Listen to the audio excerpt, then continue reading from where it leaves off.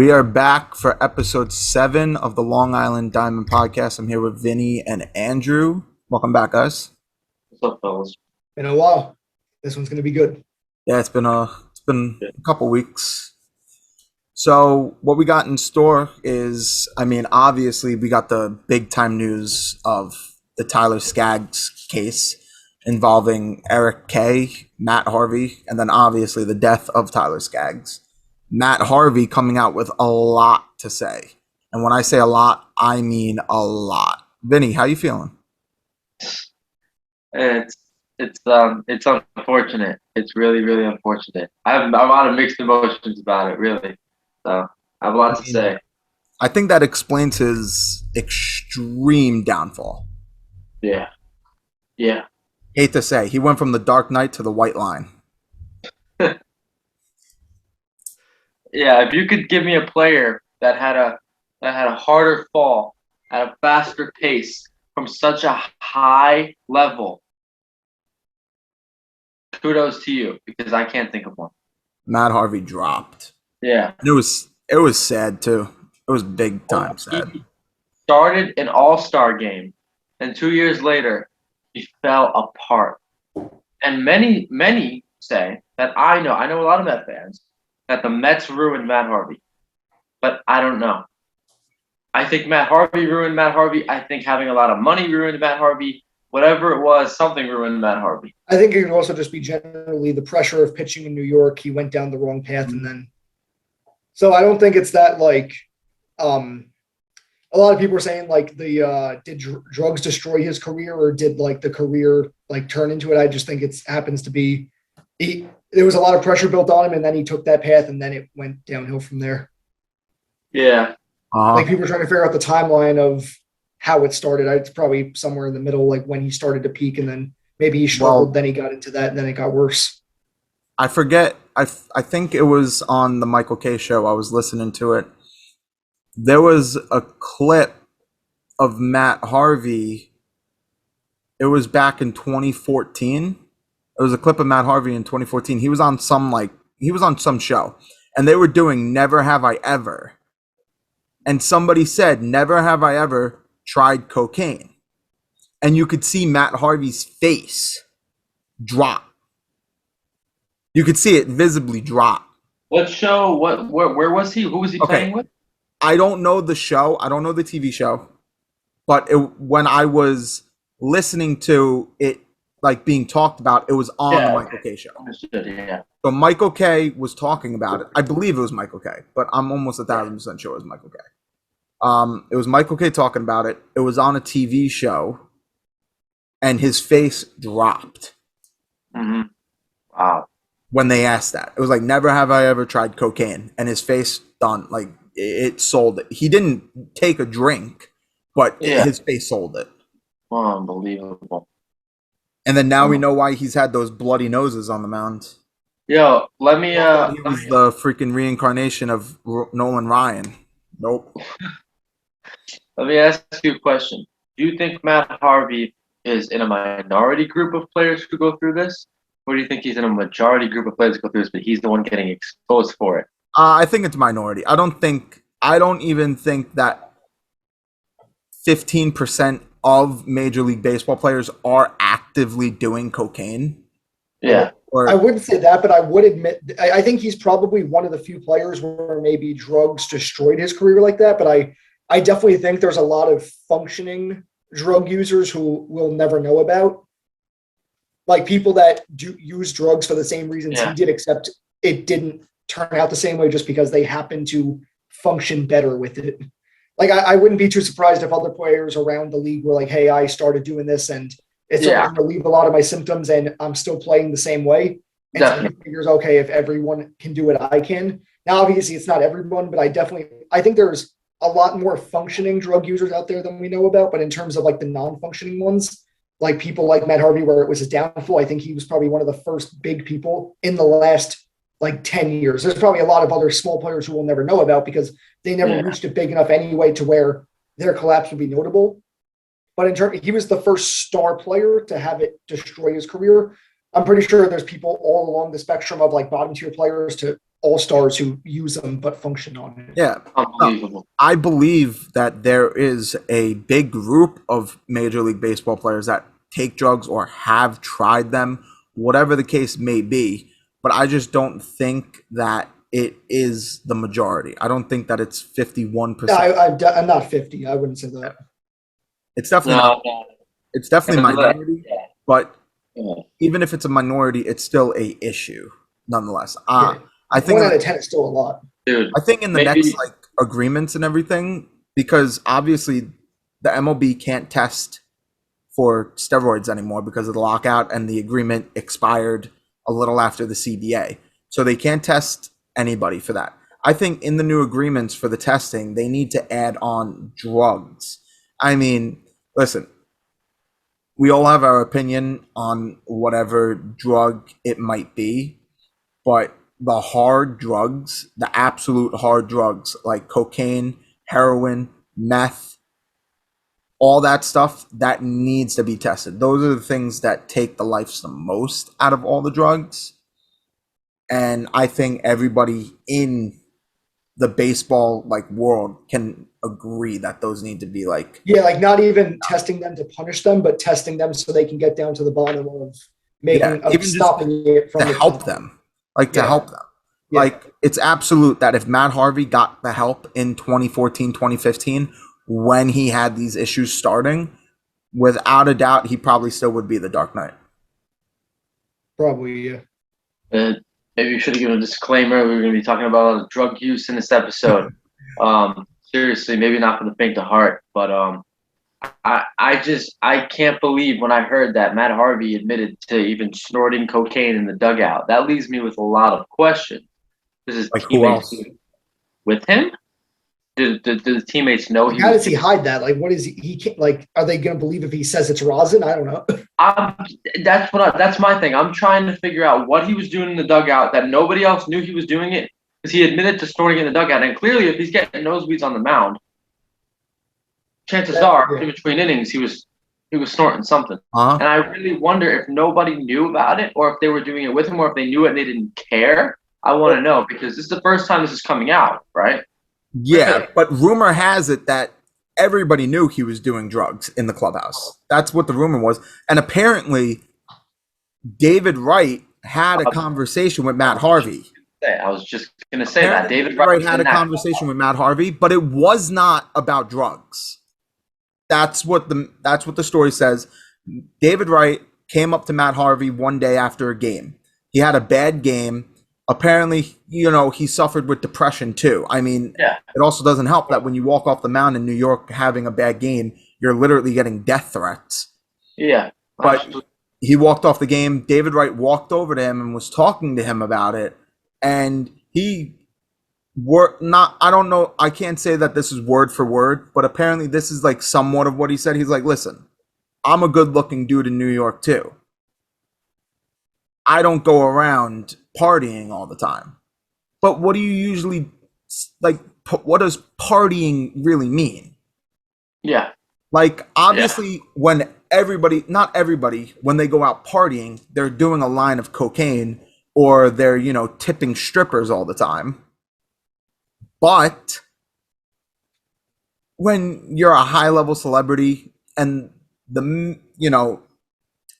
myth, whatever you want to call it, is out there, the rumor is out there, you kind of get a sense of what exactly is going on. And I'm certain that people knew he was doing it and they just were staying quiet. So heartbreaking. It's so heartbreaking, bro. Because at one point, this guy really was like a hero in New York. Up until that World Series, he really was.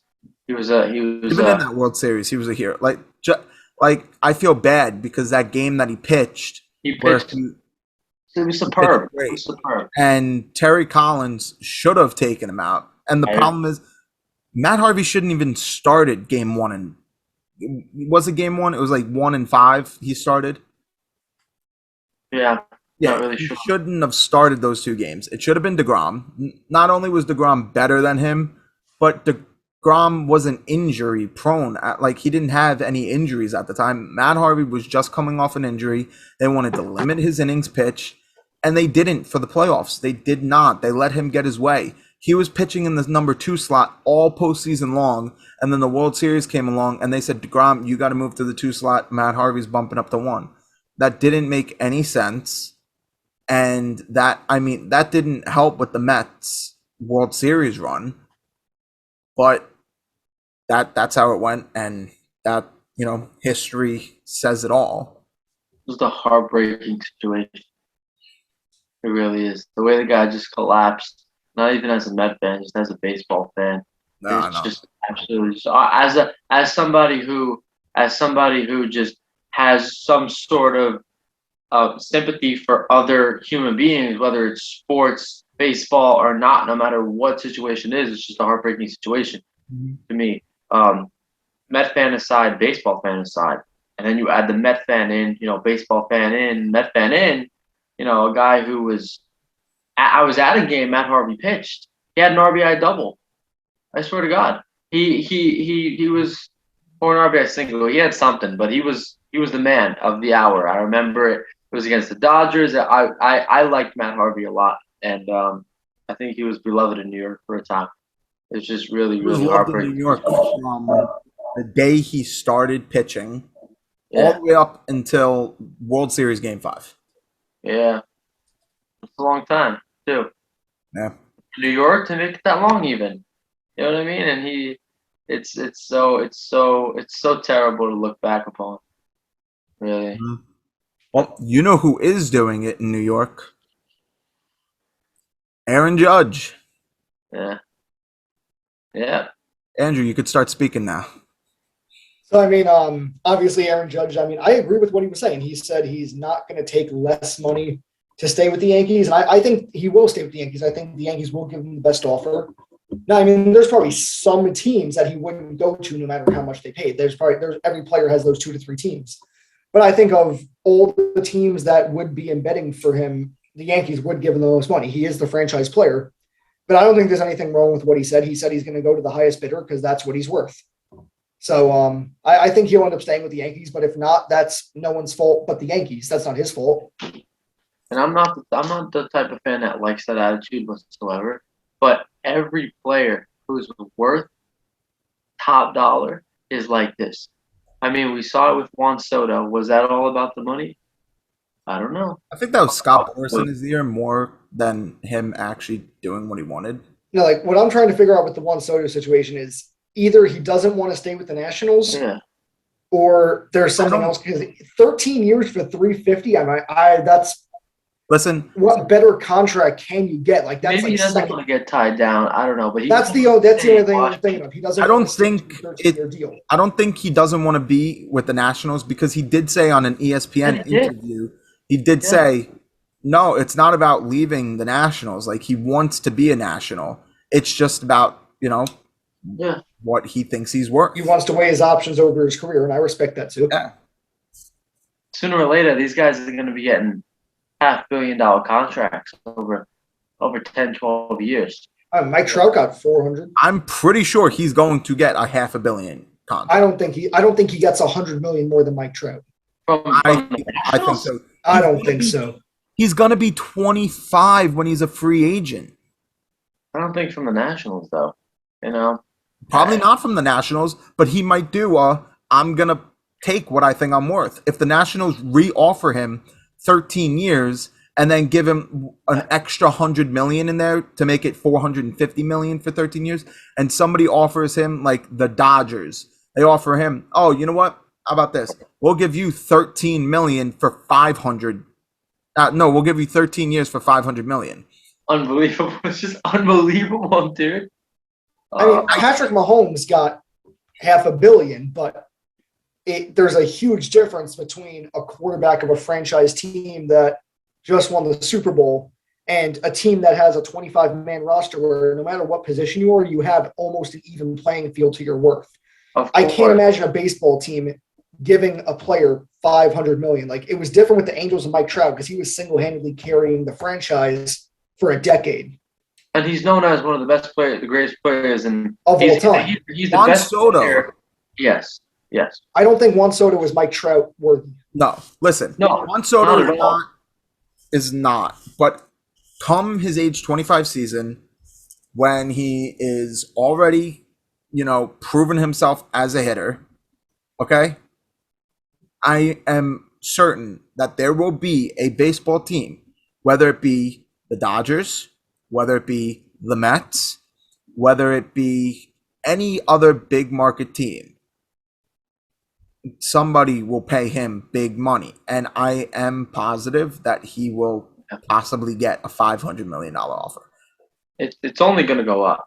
It's only going to, the offers are, especially, that's just how the economy works over time, but especially with baseball. The economy in the baseball is always going to go up because there's always going to be a player that comes along that's just a little bit more valuable than the next guy. And especially when it comes to generation, I'm not saying the best player in this generation is more valuable than the best player in the last generation. I'm not saying Mike Trout is necessarily more valuable than, say, Alex Rodriguez or Ken Griffey Jr. I'm not saying that, but it's how it works in the MLB. Oh, just think about it. So, like, I thought about putting one of these questions in the Jeopardy. I didn't, so I'll say it now. But it's good timing anyway, because it would be funny if I had these questions in the Jeopardy. Yeah. I was like 2 seconds away from putting them in, or like one of the two.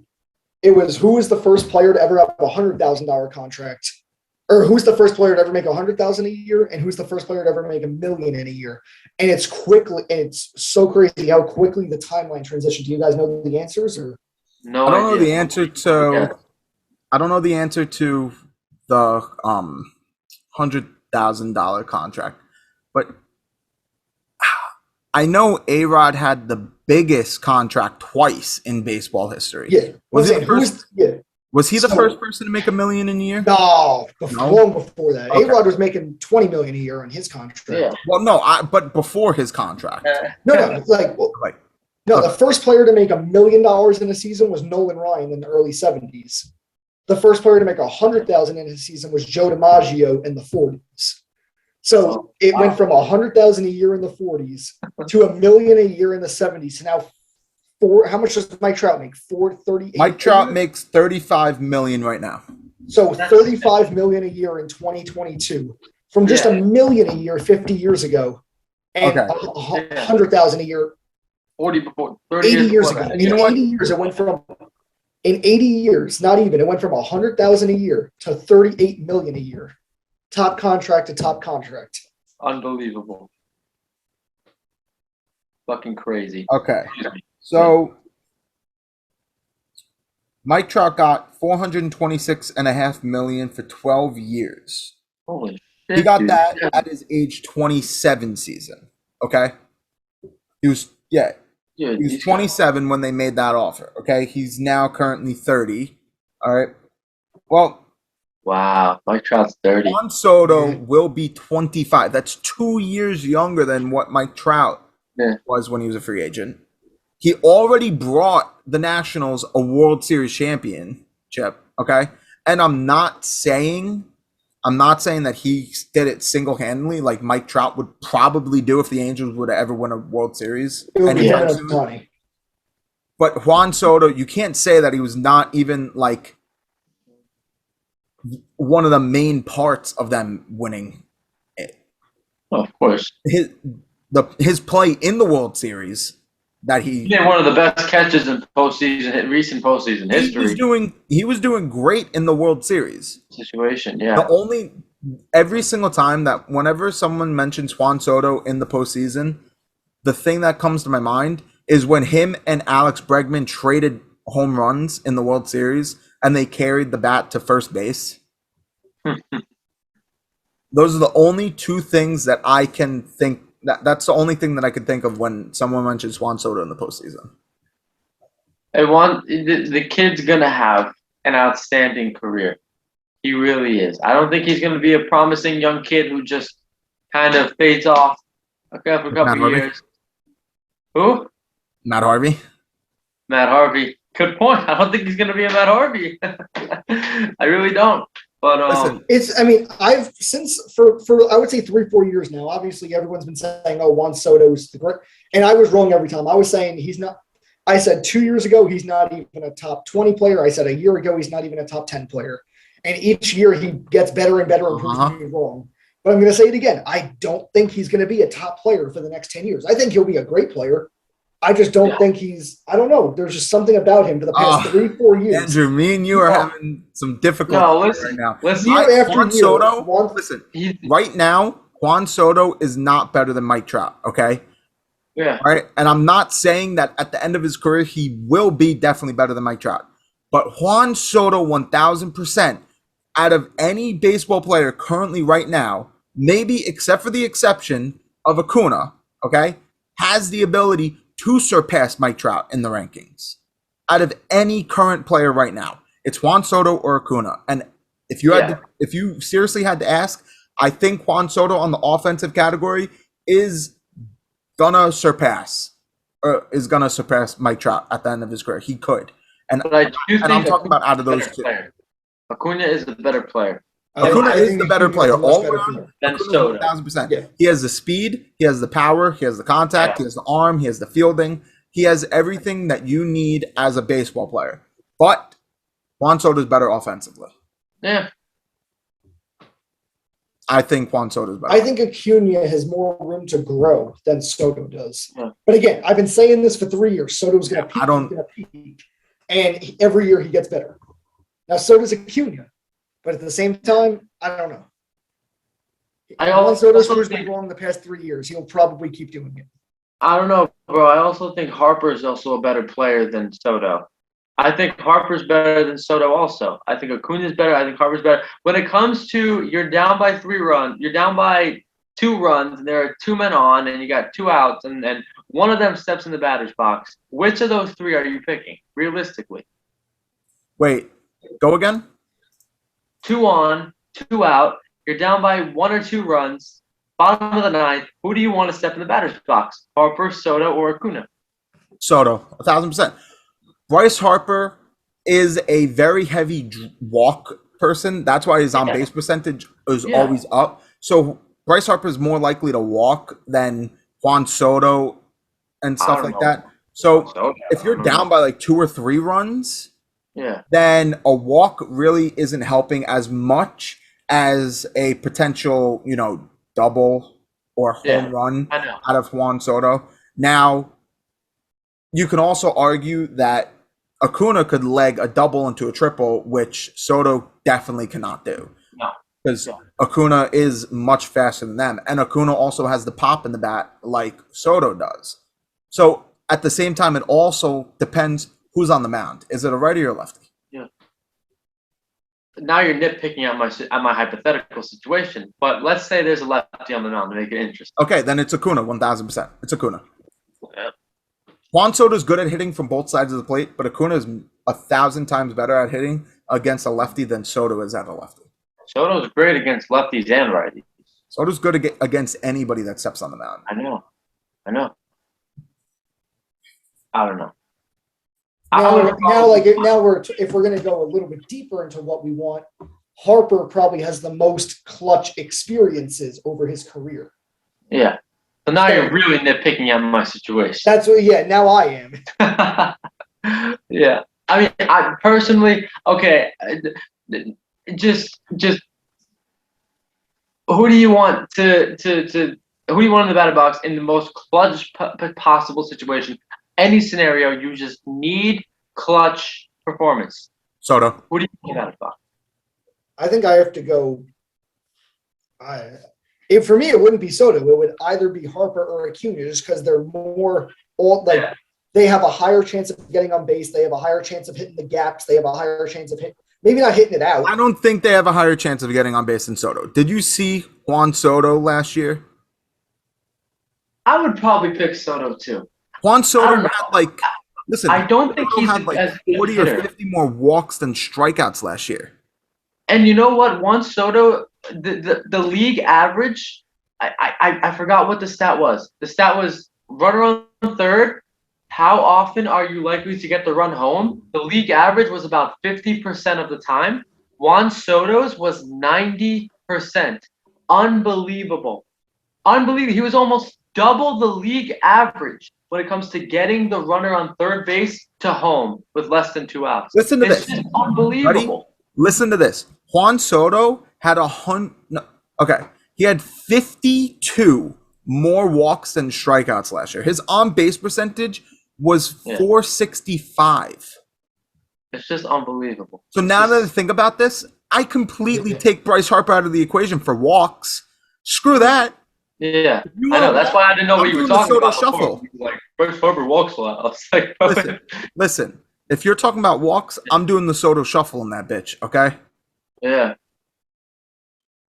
But listen, who do I want on my team? Who am I going to rather give a big contract to? It's going to probably be Acuna. It's probably going to be Acuna. Yeah. Harper's too old at this point to give like that long of a contract. Yeah, I know. And now you're really nitpicking at my situation. But when it, I would say that's nitpicking. You're saying who would you want to give the long tenured contract? You're right. But say they're all the same age. They're all the same age. Harper's a 2 or 3 year veteran only now at this point. Well, the problem with and now I'll start nitpicking again, because Harper would have 2 very good years, then a mediocre year, 2 good years and a mediocre year. Yeah. So I would probably say Acuna, just because I think he's the best all around player that can do it all. Yeah, I agree. And I agree with that. That I agree with. Acuna would get the contract from me. Soto would be in the spot to probably get the run home when need be. And Harper. How about this? If you had to build a team around one of the 3, now I would probably say Harper, just because he has more experience and he can probably lead a team better. Absolutely. If I had to build a team around one, I'd pick Harper. If I had to give one a contract, I'd give Acuna. And if I wanted one up in the most clutch situation, I'd pick Soto. We got it. Yeah. Okay, now we're agreeing. Yes. Okay. I'll change my answer on the first to do the other 2. Now, I have a really good reason why building a team around Bryce Harper is better than the other 2 at the same time.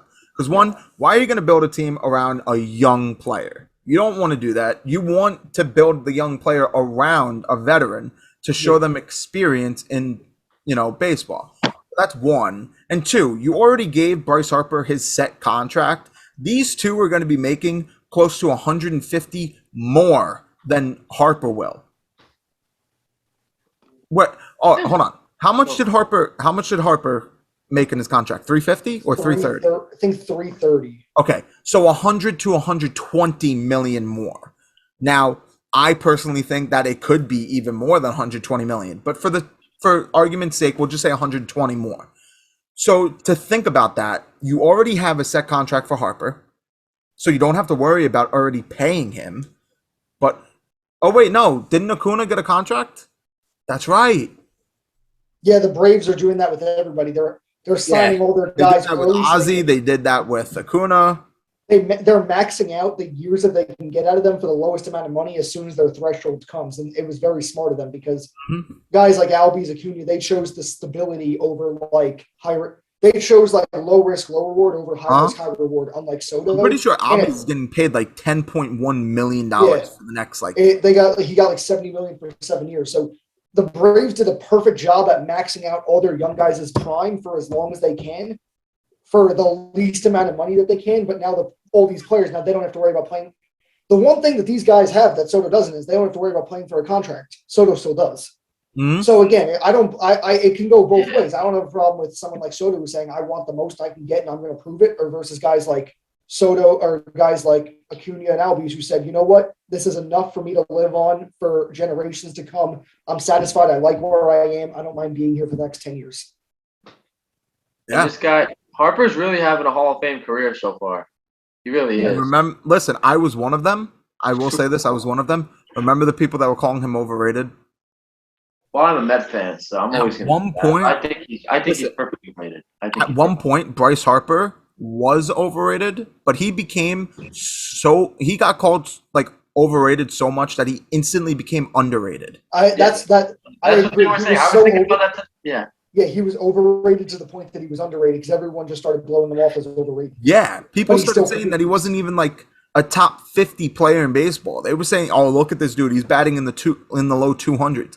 The dude has pop in his bat. The dude gets a good amount of RBIs per He's amazing. Dude gets a good amount of RBIs per season. His on base percentage is insane compared to his freaking batting average. You look at his all around stats, he's good. He's finally, after he left the Nationals, he got his fielding even better. When he went to Philly, his fielding got much better too. It improved. Leaving the Nationals was the best thing he ever did. Well, I mean, not only for him, but for the Nationals too.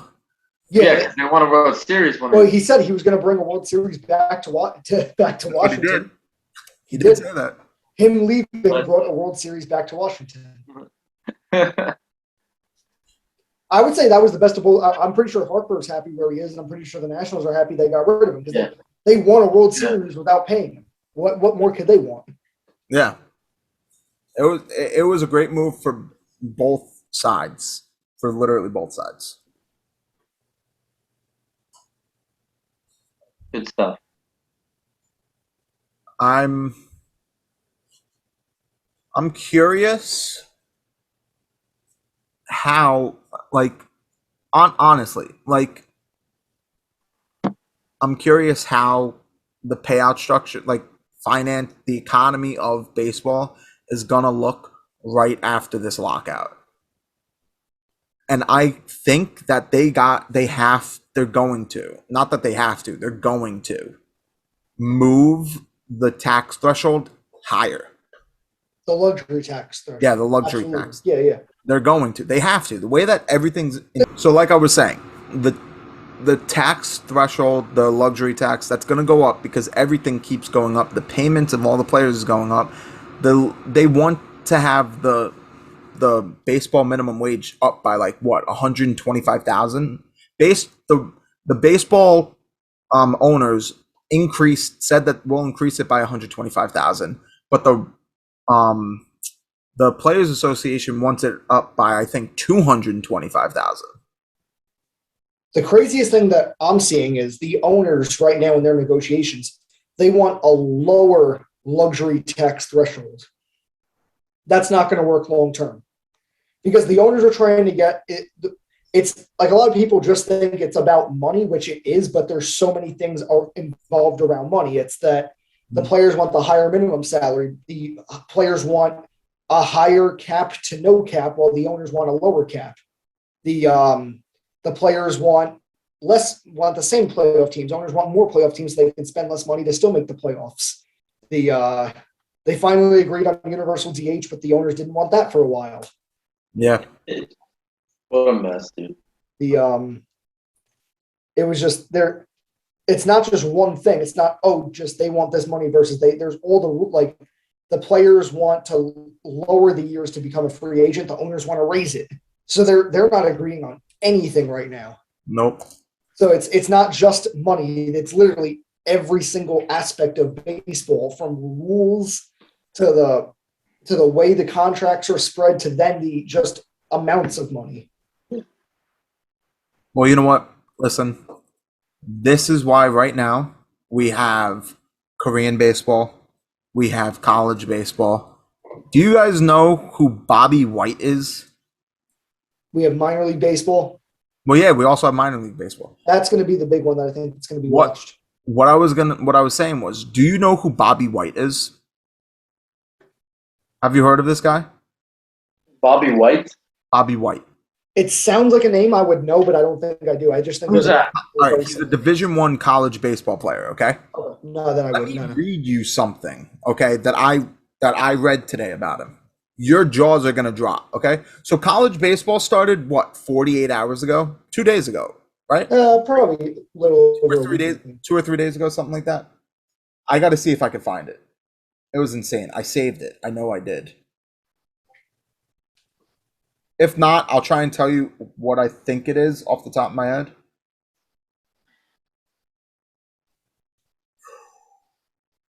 I don't think I saved it. We'll find it at some point. Yeah, all right. I'll get back to it. But what I pretty sure it is in my head. Okay, the dude. College baseball started 2 days ago. He has 2 home runs. Not 2 home. He has 5 home runs. Okay. He has 12 RBIs already, and he has 7 runs scored. Do you know what team he plays for? No. Look, you know what? Just look up Bobby White on That's what I'm freaking gonna do. Google. It's got to be everywhere right now. Are you talking about? I never heard of Bobby White. I know Bobby Witt. He's in Royal. No. It's a Division I college baseball. Okay. Yeah. University of South Carolina. No, I see. Look this guy up. Off. It Player might not, profile on I'm CWA. pretty sure it's Bobby White. I don't know, man. No, this is from 2005. It's not Bobby Witt. Like Bob. Yeah. No, 1978. I'm not seeing it. Well, I really hope I'm not botching his name because everybody's gonna be laughing at me now. Yeah, everyone's gonna be. Yeah, we're gonna get him on here, bro. We're gonna get him on here after we get Clint Frazier on here, and then we're gonna have him grill you for messing up his name. Speaking of that, when are we gonna get Clint Frazier on? We told you to work on that, man. That's right, you did. So I had stuff going on, but that's my Oh, guy. all right. Not Bobby. Tommy White. I just looked up his Instagram. Okay. Okay, you know who I'm gonna actually try and get on this podcast? Harrison Bader, a guy who I used to go to school with. He graduated 2 years ago. You went to school with Harrison Bader? No. Oh, Dude, Andrew's 20, bro. No, a guy who graduated from my school 2 years ago from LIU. He was on the baseball team. He was like best friends with Harrison Bader, and they trained together all the time. So I'm gonna message my friend to message Bader to get on with us one day. All right. That's fucking awesome, dude. Okay, because everything's a little complicated with this, I really wish I could do this. I don't think I can, but my girlfriend knows someone, and he's related. He's related to Joe Panic's wife, or like something like that. Actually, I know someone who's oh wow. I know someone who knows Marcus Stroman. I might try and get him on. Long Island native for the Long Island. No Marlins. fucking way. I think that would be okay. There's a Division III pitcher that pitches for Casanova, and I'm pretty sure he knows Marcus Stroman too. I'm pretty sure a lot of baseball players from Long Island would probably know. Yeah, because he always goes to freaking baseball heaven right here in Yaphank all the time. Yeah. I was supposed to go to baseball heaven one day for baseball tryouts, okay? And our tryouts got canceled. Guess what? Marcus Stroman was there doing pitching practices. When was this? This was 20. Because he lives in Malibu. He has a Malibu mansion. Oh yeah, I know, but he comes back here all the time. Yeah. Dude, listen. As much as I follow him. I follow his life because I like him. As much as I don't like him, as much as I don't like him, the dude. Yeah, I do like him. His roots, okay. The dude has not forgotten where he came from. Yeah. He comes. His little brother, still pitches here. Yeah. His little brother almost took my head off once. You play baseball with him? No, I didn't play. Like, I was at baseball heaven. His little brother was pitching one day, and he almost took my head off. With what? With the baseball, I assume. He was pitching. I was up to bat. He was pitching. Oh, you were playing against him. Yes, he almost took my head off. Oh, dude. His little brother is not even my age. His little brother's younger than me, and he almost took my head off. Yeah. He was pitching against kids in high school. So we got Marcus Stroman, Joe Panic, Harrison Stroman's little brother. Matt Vasquez. Wait, I have a question because I honestly forgot how. I know we've been saying every episode we're going to get Clint Frazier on. How did that joke start? I don't remember. Like, how did the Clint Frazier joke? Vinny brought it up. He's like, "Oh, we should get Clint Frazier on here." Oh, here's what happened. Here's what happened. So I heard that Clint Frazier and Marcus Stroman were all shit talking the Yankees, and that they were gonna start a podcast called, to shit on the Yankees. And I was like, oh shit! So Clint Frazier's trying to get himself out there and talk shit on the Yankees. I'm like thinking, not just because he wants to talk shit on the Yankees, but just because this young kid is trying to get himself a platform, and I like him based on his comments. What about what he said on the Yankees? So I'm like, oh, fuck it. This kid's looking for a podcast. I got a podcast. That's the only reason why I wanted to get him on here, and I think that it would be great because I think he's really cool. I don't know anything about him really, but I think he's a cool Andrew guy. thinks he's really cool. I actually do.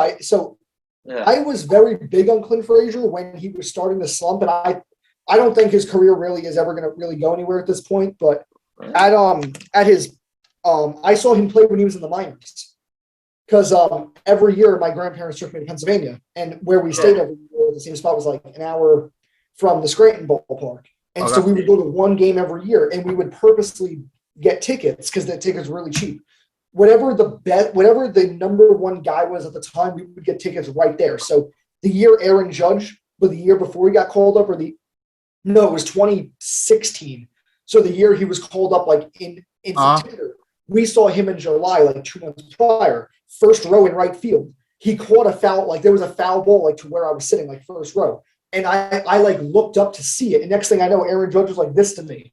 Because he's 6'7". At the time, I was like 12, 13 years old. So he was like towering over me because I was looking up to see the ball. And then like I looked down and he was like that close. I'm like, oh shit. He's like, and then he caught it and threw it back in because there was a guy on base who he couldn't give me the ball. Yeah. And then it was like either the following year or the year after, we purposely sat on the first row of left field to watch Frazier because he was like the number one AAA guy at the time. So I saw both of them play like before they were in the majors. And so I remember when Clint Frazier got called up, he was one of my favorite players that I was watching because he was very good. And then he just kept going up and down, up and down, up and down. Not anything that he was doing, just the Yankees tuning outfielders at that time, like 2017, 2018. And then after a while, he kind of just gave up. So I mean, it was hard to see because I really liked watching him. Dude, you guys.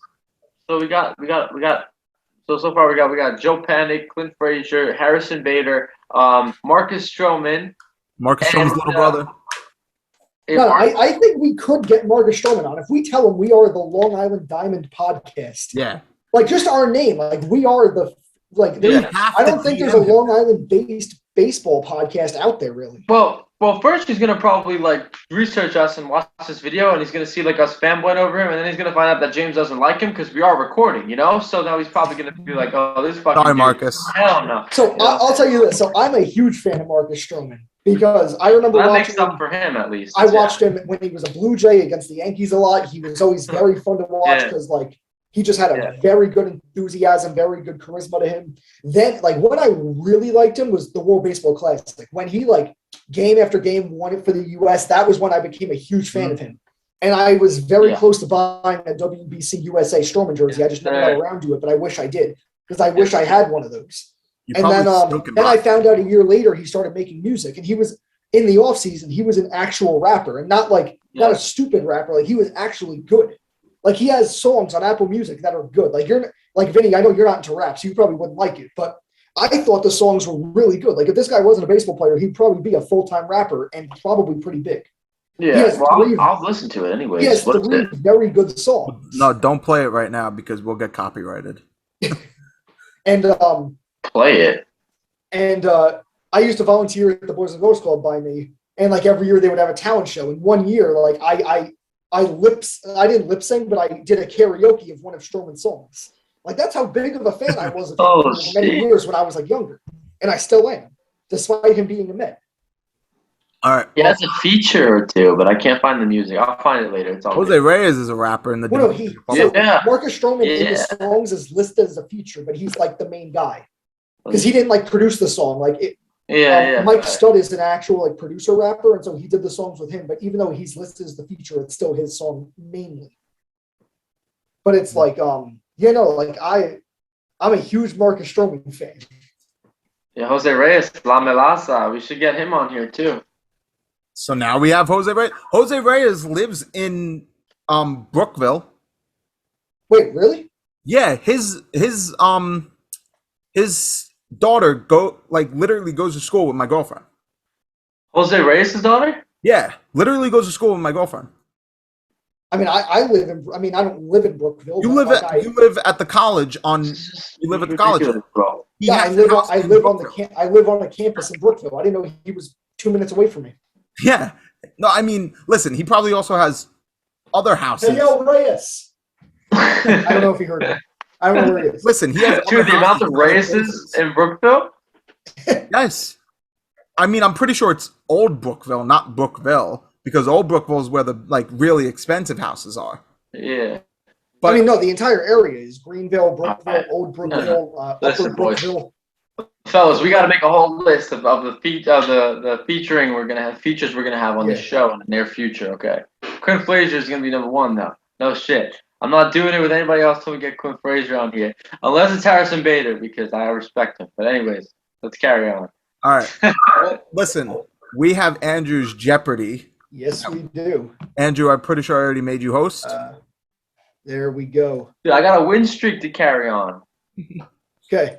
Do you guys see the screen? Let's go. Yes. Okay, Let me perfect. change this. Let me change my Okay. thing. So I'm gonna say this. This is probably the easiest Jeopardy that we've had on the show. Really? My reason for that is I want every question for the most part to get like a valid response. I don't want half the questions to just be skipped over because they're too hard. I So- believe. I believe every single question, even if you don't know it, it should resemble something you guys have heard before after you see the answer. All right. There's like I really want almost every question to be like answered, whether it's right or wrong. So These categories are a little fucked up why?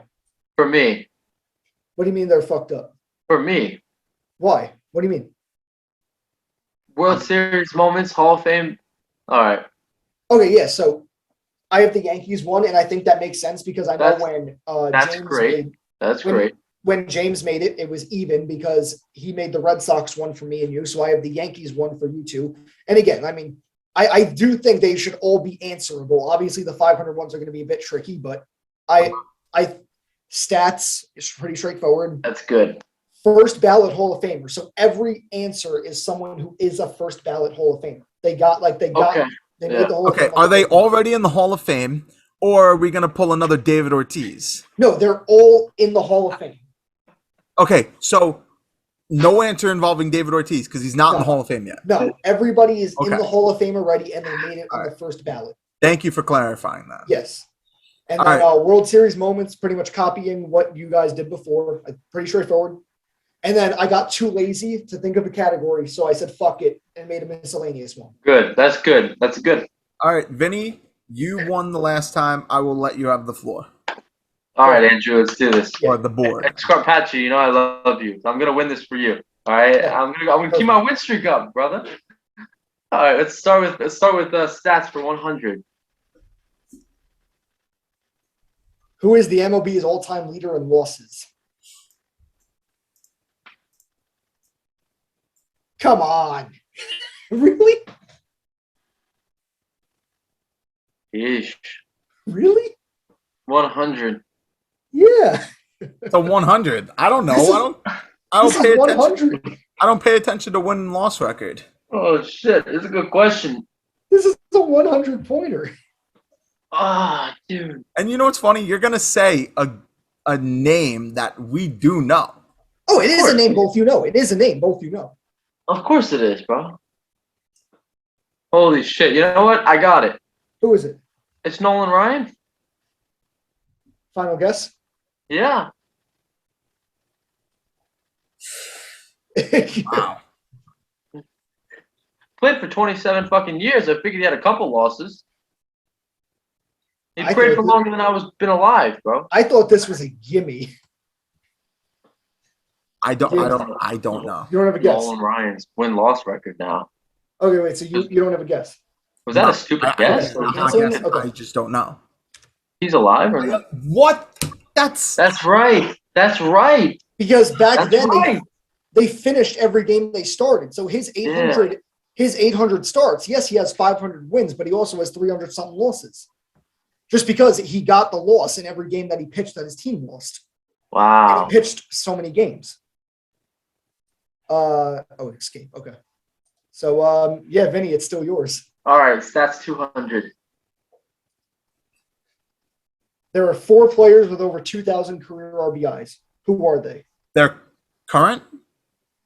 No. Well, one is a current player. Okay, yeah, I was confused. Okay. But like, it just happens that he is a current player. There's 4 guys who have 2,000 career RBIs. Only one is current?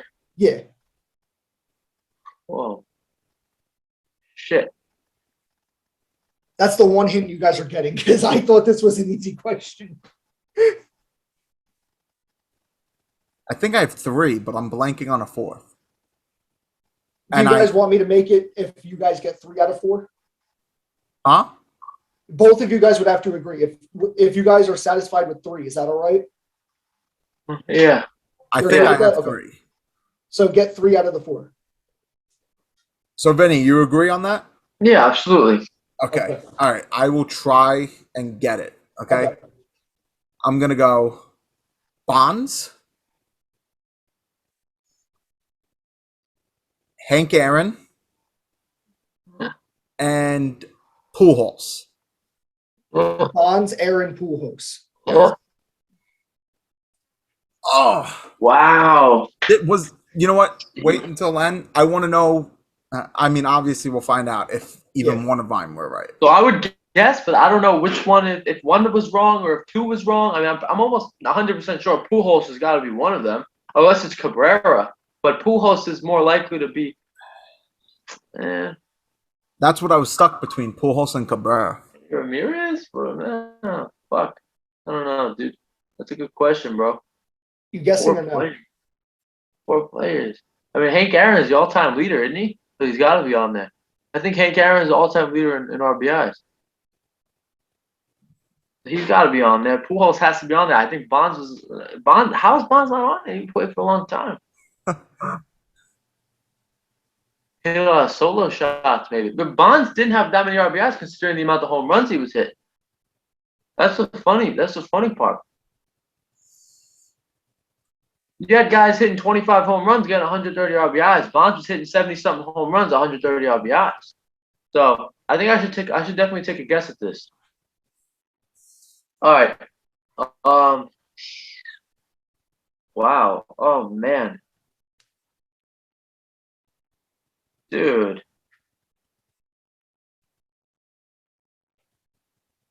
Oh man, A-Rod? Are those your 3 guesses? Andrew, I'm gonna take a guess, bro. I'm gonna take some guesses at this, all right? Okay. I'm gonna go with all right, I got it.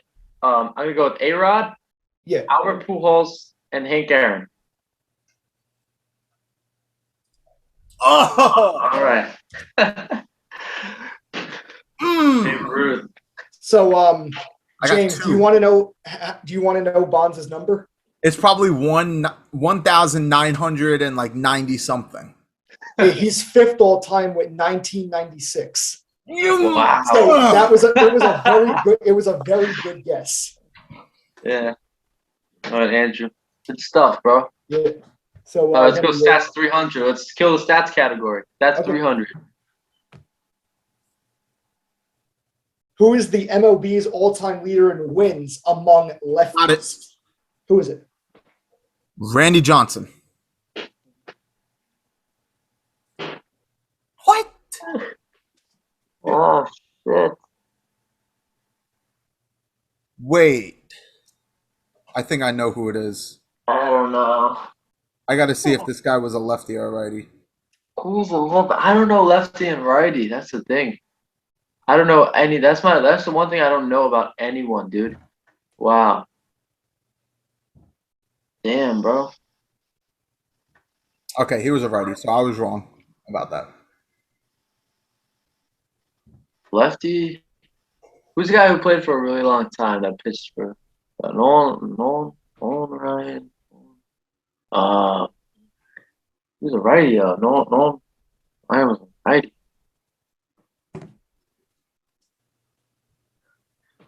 Andy Johnson, Nolan Ryan. Oh, why would I even tell you that? Damn it. What did you say? Nothing. I gave you like something, but like I didn't look up who it is. I looked up to see what I did was I looked up to see if it was this person, but he's a righty, so I was wrong. Maddox is a righty? What about him? I know. I'm talking out loud, bro. Mm. I think Maddox is a. I watched the amount of Maddox highlights I've watched. I don't know if he's a righty or a lefty. I know. Probably.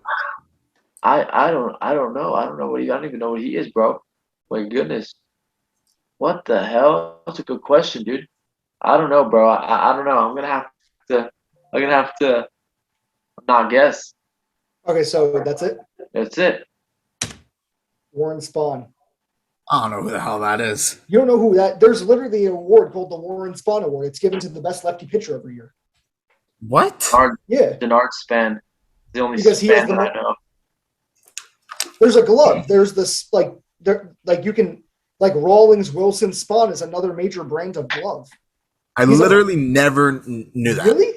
So, I swear to God. I'm not saying you guys should have got the answer. That's a very specific question, but not knowing who he is. No, I don't even know. I don't know who who he he is. is. I think we were going through a list one day or something, then we got through the names maybe because I remember thinking Denard Span, and then I was like, oh, Warren. But no, I don't know. Okay. All right, let's Okay. What's your guys' Vinny? What's your kill next one? the category, bro. 400 stats. Okay. Lee Smith had 478 saves in his career. How many blown saves did he have? I don't even know who Lee Smith is, bro. I know he was a Cardinals closer. I don't know how many blown saves he had. I have no idea. No guesses?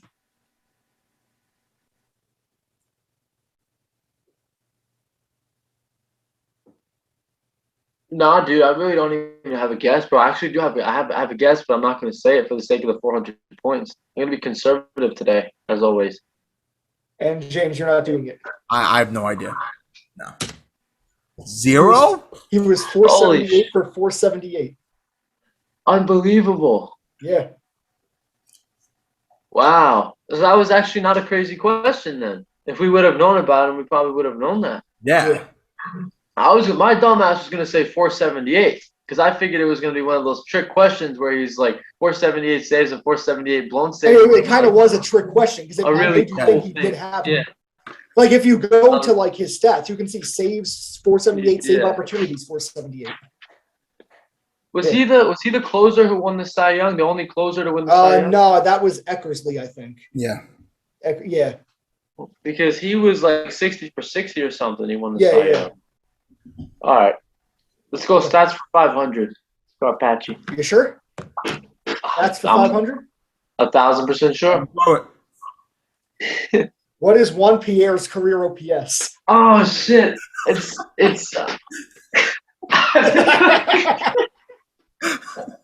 that's a scummy question, bro. Vinny, you didn't listen to us? Remember when we told you go watch the last episode when you had to leave and we talked for the second half? Yeah. If you watched that video, you would know. No, it's low. It's really low. Who's got a guess? Probably like 400. Not that low. Either of you got a guess? No. I'm not gonna guess. I totally forgot to look it up. Not gonna lie. Damn, dude. So I have a number, but I don't know the exact number. I'm like within a range of 20, maybe. Because that's what his OPS is. What? No, I don't know. Hey, James, would you be okay with that if he got it in a range of 20? Would you be willing to let him guess? Because he could still get it wrong and lose 500. No, I'm not guessing, to be honest. Even if he gives you the range of 20? Yeah, I'm not guessing. I'm very disappointed. I would have been 4 off. I was going to say 680. I'm very disappointed because me and James were talking about it, and he literally said in his head, because James knew this question was coming. How did James not know it? Because I totally forgot to look it up. No, don't you remember we looked it up during that episode, and you said I know, but I forgot. I'm not going to remember some irrelevant player in baseball history. You specifically knew this question was coming. No, listen, we said this question was coming. Listen. I know. Listen, I know. Okay. What happened was I forgot that this man Okay, I forgot that this question was actually coming because I don't relatively think of Juan Pierre on a daily basis. If you knew there was a 500-point question that you already had the answer to going in. I forgot. And so, Vinny, I don't know if James remembers this now, but we said if you got I remember that. If me and James pretty much agreed this was going to be a 500-point question, but we were going to give you the opportunity to answer first. And if you got it, and I forgot what the code word was, but we agreed that if you said it, the code word and the number that we would give the code word, I believe, is pineapple. That's what. If you watched the video and remembered the question and said the word pineapple, we would have given you 1,500 points. Holy shit! I would have run away with the game. Yeah. Oh, you guys are such dicks, bro. Well, it's all right because James apparently forgot also, and he came up with the idea. That's a good one. You guys are crazy. That's awesome. You're like, I'm very disappointed. I'm sorry, Andrew. I'm sorry. I'm sorry, it shows that Vinny didn't watch our episode that we recorded. When he said he was going to watch it. This is something that we both should have known. This has to be the most iconic question in Long Island Diamond podcast Jeopardy. It will. It has. James, it just has to. And it will forever be etched in history as that. Yeah. Okay. Vinny? What's your next guess? Let's go with miscellaneous for 300. Who is the first pitcher to pitch a ball over 100 miles an hour? I know who has the fastest pitch. Oh man, that's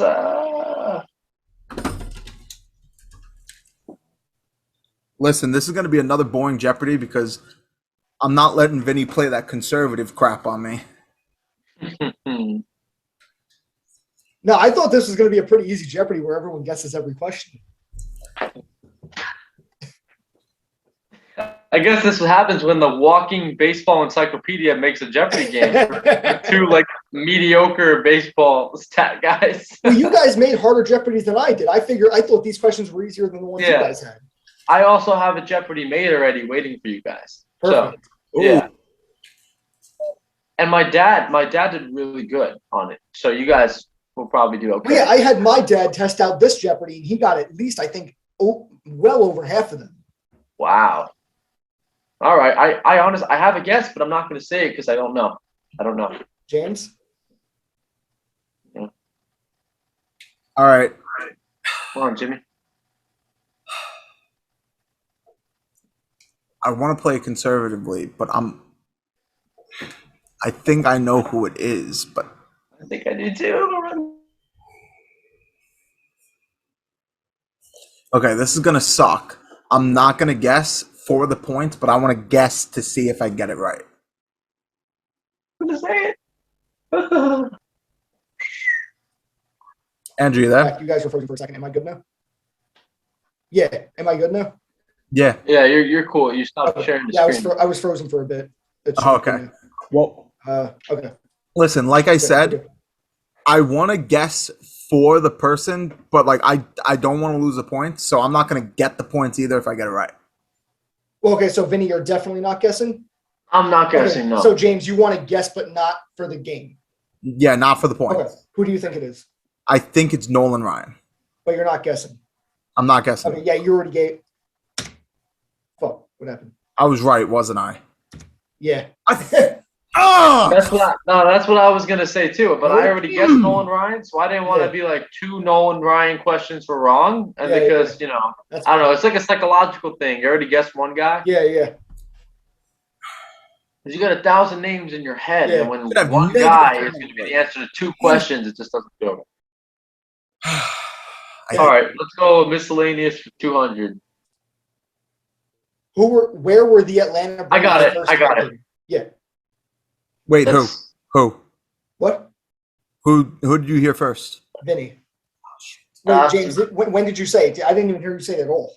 I said got it, and I rose my hand with me too. I can't see the screen though. No, I know. Yeah. I mean, you probably. I feel like I definitely heard Vinny first because I don't remember hearing. Oh yeah, that's fine. Vinny, go. Okay. Milwaukee. Oh, first located? I Oh, know. I Yep. know. I know you know. Yep. Boston. Yeah. yeah. They went from Boston to Milwaukee, then to Atlanta. Eh. Yeah. No, that was yeah. Now we got a game. Now we got a All game. all right. It is my turn to Yes. finally guess. I'm going Yes. Yankees 100. Okay. When the Yankees first brought numbers to the back of jerseys, what was their original method in doing so? Oh, what the fuck? I don't know this. This is just a general sports question. What was their method to doing so? I don't understand. Like what Like we what? have. To, Like when they went? How were the numbers ordered? Like when they first put numbers on the back of jerseys, they were the first team in sports to do it. Like I don't know how to describe it, but like there was a method to the numbers that they put on people's jerseys. Like I can't say any more because I would give it yeah. away. Okay. Yeah. I have absolutely not the slightest clue about this question. Neither do I. It would be a good guess to take because there are a couple things in my mind, but I have It's only absolutely no 100. It's knowledge. only 100 points. No knowledge on this whatsoever. Okay. Neither of you were guessing. Yeah, but No. It was the batting order. So like Ruth wore 3, Gehrig wore 4 because he batted. That's legendary. That's Or good. like Earl Combs was 1, Tony Lazzeri was 2. And they were the first team to put numbers on jerseys in all of sports, and that's just how they did it. And then every sport picked it up in a random way. that makes sense. Yeah. That's so that I can see why that would be like a 100-point question because it's either you know it or you don't. Yeah, I kind of feel stupid for not getting that now. All right, 200 Yankees. What career Yankee retired the year the Yankees clinched the first wild card in MLB history? Okay, when was the first wild card again? That I gotta remember. Okay, is that a hint both of you want? Ben, do you want that too? All right. Yeah. 95. 95? 95. What career Yankee retired in 95? Yeah.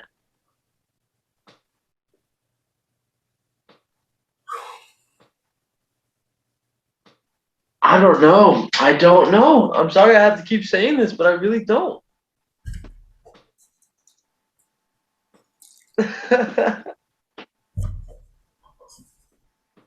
Come on, Jimmy.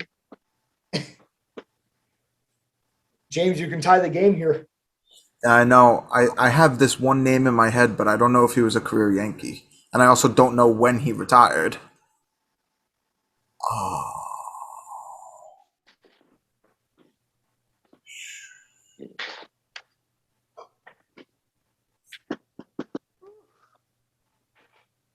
I don't know, bro. I'm not guessing. So if Jim wants to guess, he can guess. No. No. Okay. Don Mattingly. Oh shit. I wasn't thinking of Don Mattingly. Good question. He's like a forgotten Yankee unless you lived in like the 90s or 80s. I feel bad for Don Mattingly. He should be a Hall of Famer. Yeah, because the Yankees won the World Series the year after. He never won a World Series as a Yankee. That's why people forgot his tenure. Don Mattingly. Like he started in the early 80s and retired in 95. The Yankees won in 77, 78, and 96. He just happened to be the only good Yankee for his entire career. One generation they didn't win one. Yeah. Sorry, Mattingly. Okay, Yankees 300. Who is the Yankees' all-time leader in stolen bases? I got it. Who is it? Oh, please be right. Derek Jeter. Yep. Fucking knew it. Let's go, baby. You got me scared for a second. I was like, I'm pretty sure it was Jeter. Okay, first ballot Hall of Famers 100. These 3 pitchers were all voted in the first ballot over a 2-year stretch. There's things on my screen, so it's hard to read. Ballot over a 2-year stretch from 2014 to 2015. They were all starters on the Braves 95 World Series roster, and these 3 guys combined for 7 NL Cy Youngs in the 90s. Wow. I know one.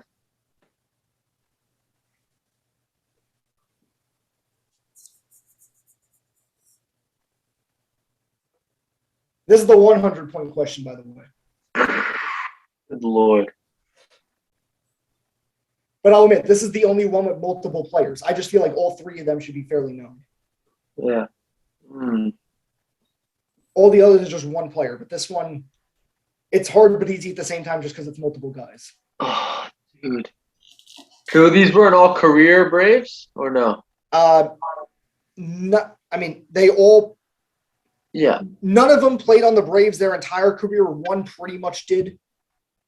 Yeah, I know. There are three. There, you definitely know the three names. Mm-hmm. Yeah. Like they were all on the heart of the '90s Braves pitching staff, and they all retired in like 2009, 2010. So they were all voted. Two of them were voted in 2014. One was 2015, or the other way around. I don't know. But why am I blanking on this guy's name? I'm guessing you know two of them. Yeah. We're gonna get cut off in a couple seconds, but okay. I don't. I'm blanking on this. One. I know one. Do you want me to make it two? Doesn't help me. You have to agree to it. If you don't agree to it, then no. All right. Well, where we were. Okay. Does anybody got a guess? I only know two. I don't. I know one. You know, the funny thing is, when I made this question, I had a funny feeling that Vinny would know one and James would know two. I had a funny feeling that was going to happen. Okay, well, I'm going to do the same thing that I did with the Nolan Ryan answer. If Vinny's not guessing, I'm not going to guess, but I want to give my two at least. I guess. So, Vinny, are you not guessing? I'm not guessing. I'm out. Okay. So, I'm going to give my two, not for points, but. Yeah. Okay. Obviously, Greg Maddux. Yeah. Vinny, I'm guessing that was the guy you had? Yeah, of course. Yeah. And then the second person I'm going to go is John Smoltz. Yes. Okay, I got two of them. Who's the third? I'm going to fucking rip my hair out. Tom Glavine, bro. Oh, that's the name that I was blanking on. It's Tom Glavine. With Tom Glavine, wasn't it? Yeah. Oh my Shit, god, bro. We both could have got it if we would have said two. We would have agreed on two. We both would have had it, bro. But listen, I didn't know Smoltz. I blinked on Smoltz, and when you said Smoltz, I was like, oh shit, Tom Glavine. Yeah. They're a package deal. Yeah. Those were Glavine buddies. was the one that I was blanking on. Yeah. That's a good Obviously, question, everybody bro. I was should have getting known that. Maddux. Because we both know who all three of those guys are very well. Yeah. You just got to remember all three names. Yeah. Moment. Oh, man. All right, 200 for first ballot. In this player's short 12-year career, he won 3 Cy Youngs and 3 World Series championships with the Dodgers. He finished with an ERA under 2.0 in 3 of his last 4 seasons, including a Cy Young award in his final season in 1966. He got 87% of the vote in 1972, with many believing his counting stats, such as 165 wins and 2,300 innings, just weren't enough to vote him in despite his complete dominance under his short career. It's a mouthful. I know. Listen, I know who it is. Okay, I know who it is. He retired because he didn't want to continue to injure his freaking arm. Yeah, I literally know who this is. I don't know his name. 3 World Series, 3 Cy Youngs, and 3 World Series championships. Oh, dude.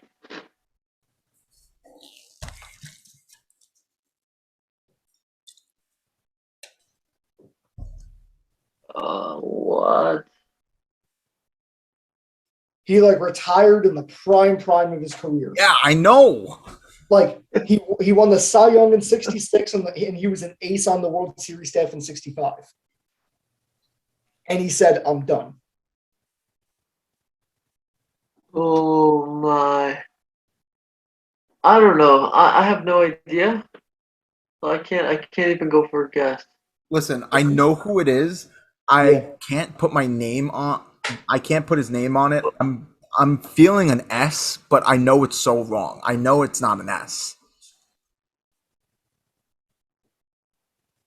I'm feeling an S, but I know it's so wrong. I know it's not an S. I know it's not S, but for whatever reason, my mind is telling me something with an S. Say it, bro. His first name or his last name? You should guess, James. This His is a good first guess. name. You I probably don't, know it. but I can't get any name. It's just S is in my mind, but that's it.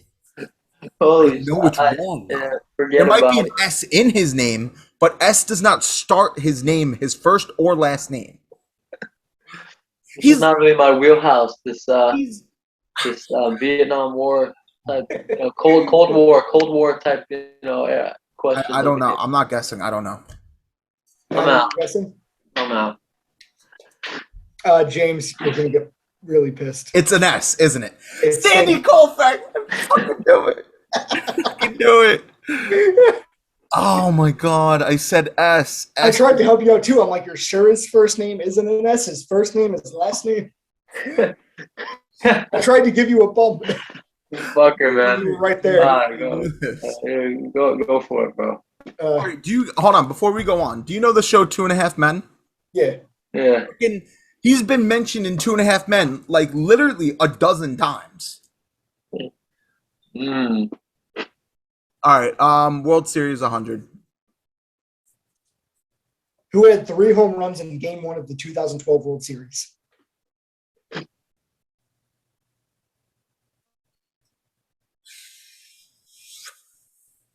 Okay, well, the World Series that was between.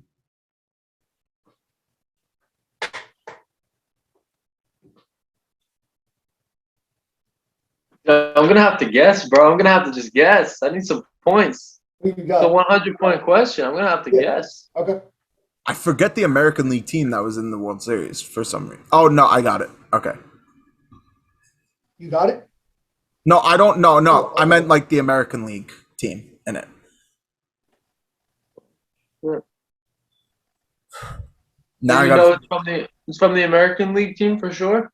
I know the American League team and the National League team that were in the World Series. So what team was the player on, bro? Oh, I don't know the player. Okay. I'm gonna have to guess just to try to get some points. Yeah. Is it Buster Posey? Fucker, man. I'm gonna have to.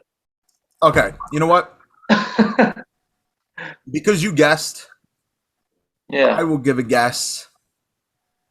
I just got to think of someone You to give a guess for. You really should know it. Oh man. I really should know it. You really should know it. Oh wow. I don't even know what team it was. Do you know the American League team that played in It's that? probably the Red Sox. No, it wasn't the Red Sox. The Red Sox won the next year. What was it, the Tigers? All right. Shit. Was it the Tigers? All right, I'm giving my guess. Yeah. Miggy. Damn. Who? Was the Tigers? Pablo Sandoval. I didn't know if he was on the 2012. The Panda. I didn't know if he was on the Giants in 2012. That's the year he became a hero in San Francisco, or no? Yeah. Legend. And I said that because he went to the Red Sox after. Yeah, I know. Panda. But he Okay. sucked ass with the Red Sox. Yeah. That's why I thought you'd remember it because he was a big contract the Red Sox got but sucked. So I figured you'd remember why they got him. All right, miscellaneous 100. Jeez. Who is the only player to play in a Super Bowl and a World Series? Oh, got it. Bo Jackson. I was gonna say Bo Jackson too. I don't know. I have no idea. You have a guess? Dude, I have no clue, bro. I have no names. I was like 1,000% sure. Ron Sanders. Oh. Screw And you. again, that was the 100-point question. Fuck you. Yeah.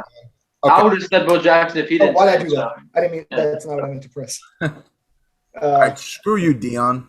If he didn't say Bo, I would have said Bo. So. Yeah. All right. World Series. What?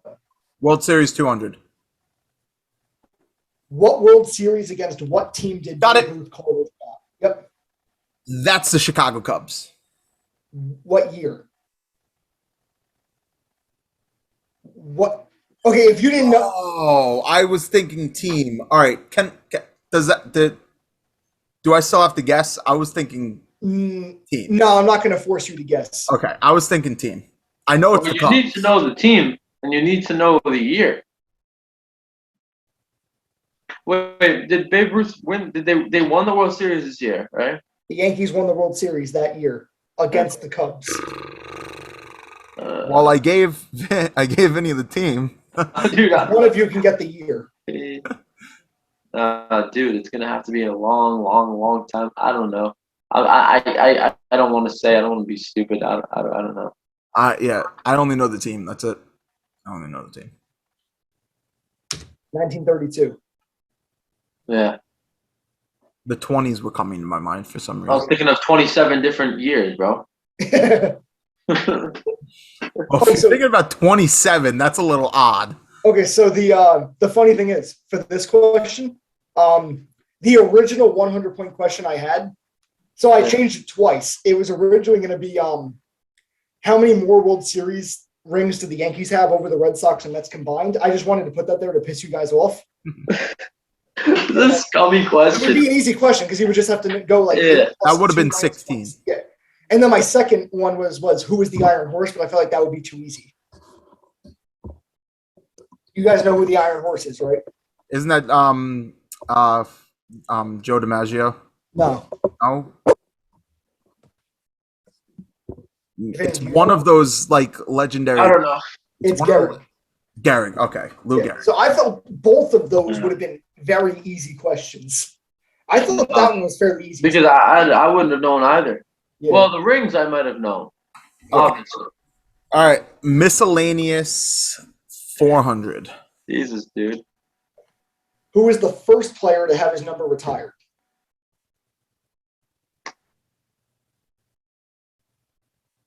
In MLB history. Can you give us the year or no? I feel like that would give it away. Do you guys want the year? If Vin won, yeah, sure, why not? 1939. Okay, all right. I forget when this guy retired. Ah, dude. And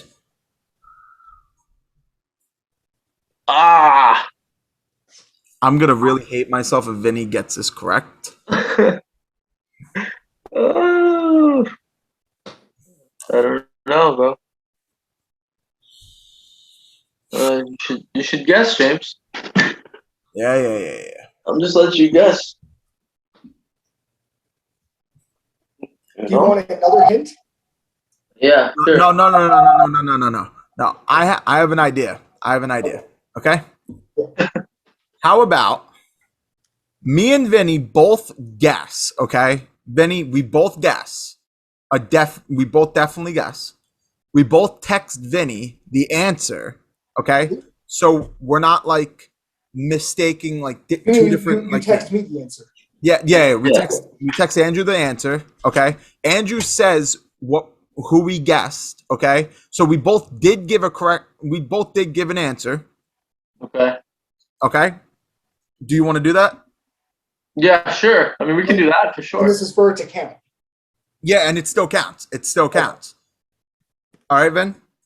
Yeah. Okay, I'm text. Look. I'm not cheating. Yeah. Me too. Okay, we send it. Let me know when you're ready. I'm ready. All right, 3, 2, 1.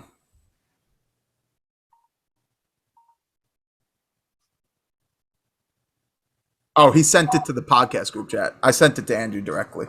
Oh shit. It's fine because I already sent my answer. So. No. James. I forget when Ruth retired. James said Babe Ruth. Vinny said Lou Gehrig. The answer is Lou Gehrig. I forget when he retired. Dude. I mean, if you think of the story of Lou Gehrig, it just makes more sense. Yeah.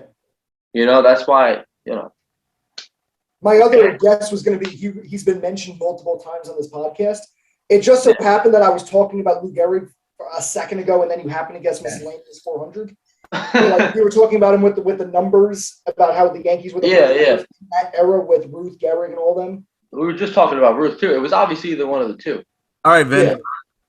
All right. Let's go. Ooh, Jesus. World Series moments 300. I had to get a call in there. Whose walk-off home run led to this call? In a year that has been so improbable, the impossible has happened. Oh, this home run was in MLB The Show. This home run call. In a year that has been so improbable. Improbable. Why was it so improbable? Was it the 2020 season? I'm just no way. Who would have hit a walk off? It was a grand slam too. Andrew, can you correct me if I'm wrong? It was a grand slam. I don't think it was, but I can double check. I don't remember it. I don't think it was. Because I'm pretty sure the quote goes on more saying, a grand slam walk-off home run. In a World Series game. I'm pretty sure that quote goes on. But why was the year so improbable? I need context. I'm trying to watch the video now. I have to wait for an ad to pop up. I don't think it was a grand slam, though. Why was this dude saying the year? I'm thinking like 2020, half a season or something. The year that has been so improbable. The year that has been so improbable, the impossible has happened. I'm thinking of like some scrub hit a home run or something, and the announcer was just milking it. The impossible has happened. Or somebody had a really bad year. Probably had a really bad year or something, and then he hit a home run in the World Series. It was not a grand slam. It wasn't a grand slam. In the World Series. You guys want the year? Series. I feel like the year is going to give it away, but do you guys want the year? I'll take the year if I'll take the year too. 1988. Oh, Dodgers. Who's walk-off home run to? Oh shit! Who was it? I was guessing the team again.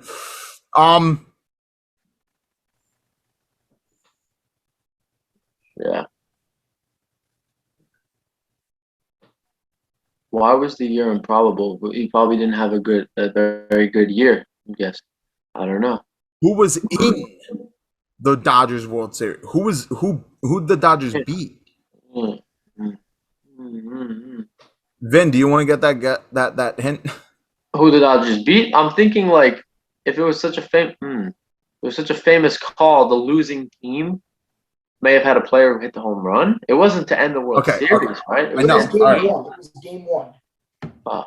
It was game one of the 1988 World Series. It could have gone either way. Okay.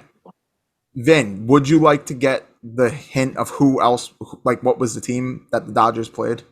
It really doesn't help me, but yeah, sure. It could. The Dodgers beat the Athletics in the 1988 World Series. I figured the Dodgers won game one on this guy's home run. The Dodgers did. Okay. The Dodgers won game one. Hold on. Yeah. Now. Yeah. The year was improbable because the Dodgers sucked half the year, and then they stormed back from wherever they were to finish, to win the division and then move on in the playoffs. They upset the Mets, and then they upset the A's. Everything from the beginning of the season to the end was an upset. Oh my God. That's why the year was improbable. And that's why it's impossible as happened. I have two names floating in my head right now. Good man, Scarpacci. Okay, so that makes more sense with context. But yo, guys, no joke. I have two names floating around in my head right now. In a year that has been it was obviously Vince Scully's call. Legendary Dodgers. Yes. It was Vince Scully's call. Game 1, 1988 World Series. This was right after the Dodgers upset the Mets in the NLCS. Oh, man. 2 years after the Mets won the World Series, they were still a powerhouse team. I don't know. No guesses? I don't know either. I'll give another hint. I believe, if I remember correctly, this was in a previous Jeopardy that James did. This play. Yeah. I just changed the wording around and changed the actual question. But the answer is the same to another one of James's World Series moments questions. So James should know this. I don't know. don't know, bro. I really don't. The question that James had was something along the lines of who hit the game-winning home run in Game 1 of the 1988 World Series, and I got the question right. That's why I remembered it. I just changed the question around to this. James, how did you not know this? I think I know the answer, but I don't know if it's correct or not. And Andrew making this question, knowing we should both know it. Then if we were both present for that And James made the question for the exact category, like 2 Jeopardies ago. Oh, shit. Man, I'm not good with World Series moments, man. I'm not. All right, Scarpacci. I mean, Vinny, are you guessing? Because I'm not guessing, bro. I really don't know. I really don't. Scarpacci, what's the answer? Kirk Gibson. Kirk Gibson. And he has that famous when he's running around second base going, yes, yeah. Fucking God. You know what? I got to do it. Oh, shit. Look, it's right there. Kirk Gibson, home run. Can't even look up his name. Where'd it go? Oh, shit. I got to do it. I'm sorry. I got to do it now.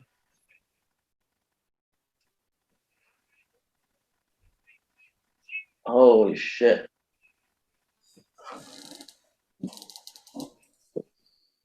Oh. Hey, it's sorta.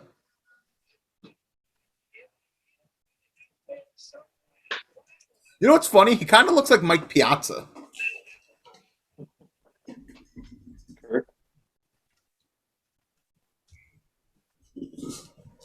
Unreal. There it is. Took me 3 separate tabs to get it, but we got it. Wow. Okay. I believe it's Vinny's. Yeah, Vinny still got it. That's Vinny's. Okay, fellas. Miscellaneous 500. Let's go. This player was suspended 50 games for steroid use in 2005. It was the first year that the MLB ever started issuing steroid suspensions. The other hint is he's only one of 2 eligible players not in the Hall of Fame with over 3,000 hits. Oh, wait, I didn't say it. Yeah. All right, I think I got it. Okay. A-Rod. That's your guess. Yeah, we're guessing the player, right? Yeah. It's not A-Rod. It's not going to be A-Rod. Well, A-Rod's not even an eligible player for the Hall of Fame. I thought he was. Yes. Well, I'll actually give you the points back because he's going to be eligible for the. Oh wait, no, I'm an idiot. Wait, fuck, never mind. He was on the ballot. No, I messed up because I forgot this was his first year on the ballot. I was thinking he wasn't on the ballot yet. No, that's on me. That's on me. Okay, all right. So he's one of 3 eligible players not in the Hall of Fame with over 3,000 hits. I'll let you guess again. That's on me. I forgot that A-Rod had 1 year on the ballot. Oh shit. Okay, now it's not A-Rod. Yeah. It's not A-Rod. He has 3,000 hits and he's eligible player who's not in the Hall of Fame. I don't know how many hits this guy. A-Rod is now the 3rd guy. And I'm pretty sure you guys know who the other one is. Okay. So let me ask Vin something. Okay, Vin. I'm gonna ask a question. Okay. I mean, it will help me. It won't give me the answer right away. Okay, but it definitely will help you too. Yeah. So, can I ask the question? Yeah, of course. Okay. Wait. Okay, go ahead. So, is the guy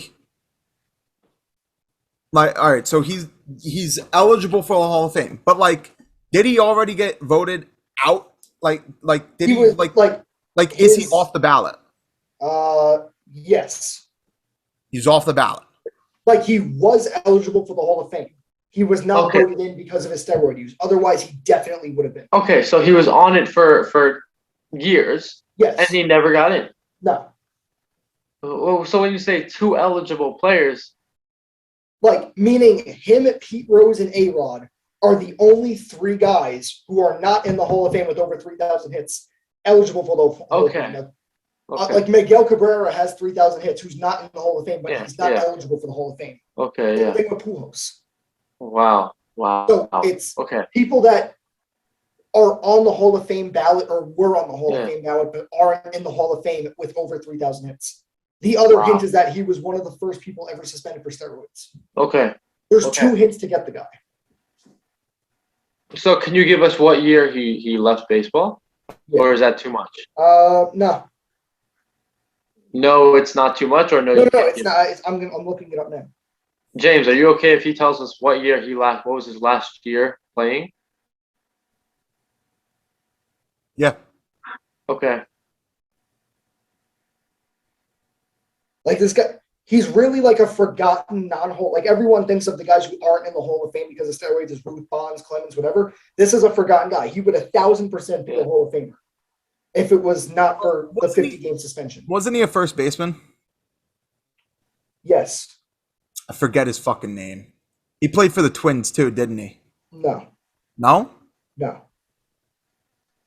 He was a retired. first base- He retired in 05. So Oh yeah. I didn't know that either. So, like, he Shit. literally retired after his suspension. So now that makes sense why he wasn't voted in. 'Cause that was like the last thing he was known for. Yeah. 3,000 hits. Wow. 569 home runs. Great play, like 1,000% Hall of Famer if he retired a year earlier. See, I have a name.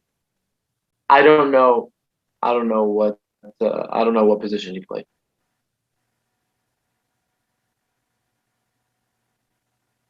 I don't know what position. But that leaves me with like, over 3,000 hits. That's the thing. Wow. Okay, that's crazy. That's a good question, Andrew. 3,000 hits, over 500 home runs, 1,800 RBIs. Yeah. First baseman. Oh my goodness. This guy at first base. I want to guess so badly, bro, but I really don't want to lose my points. I really don't. All right, How forgotten was he though? Andrew. I know you watch a lot of baseball, like people on like YouTube. Yeah. Didn't somebody make a video about this guy? Probably. I think on like baseball bits or like foolish. I feel like I remember seeing one, but I mean, it's like foolish baseball or baseball think so. bits or let me try and find like maybe he made it on Foolish Bailey. Oh, Scarpacci. yeah. Can you give us the team he played for? Or would that give it away? Cubs, Rangers, Orioles, back to Rangers, and then retired with the Orioles. So Cubs, Rangers, Orioles. Oh wait, Cubs, Rangers, Orioles. What? So where did he play the majority of his career? Rangers. His prime was with Texas and Baltimore. What? Was a first base? What? Unbelievable. Why don't I know? Why can't I say? I know. First baseman. No way he was a first baseman. Baseball Reference says first baseman and left fielder. What position did he play more of? Look at the bottom. I'm gonna check. I'm gonna go to his fielding stats now. Yeah. Dude, this is ridiculous. No, first base. Yeah. Are you sure? Yes. Yeah. 1,000% first base. This is ridiculous, bro, because I know, like, can you tell me, like, no, don't tell me anything, because this is ridiculous. Because I know this is, no.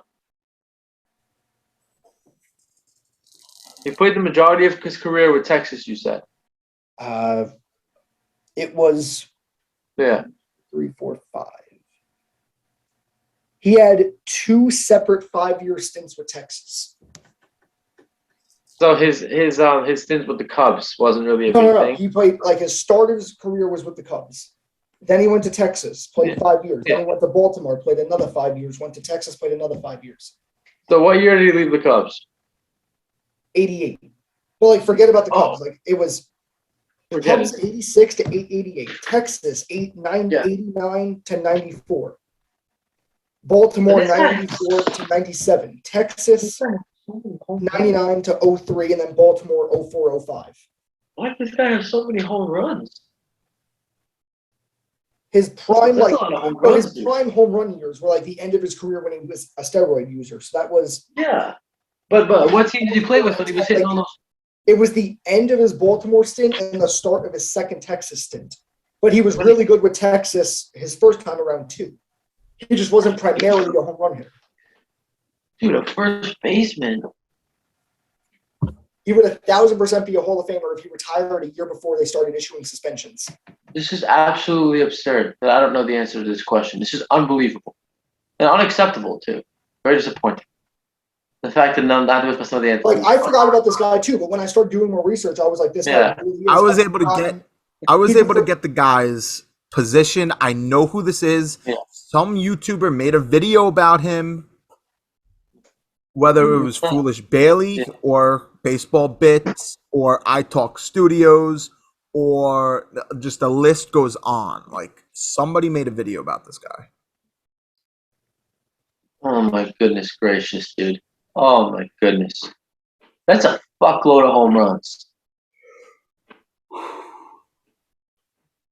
Where is this guy on the whole time home run list?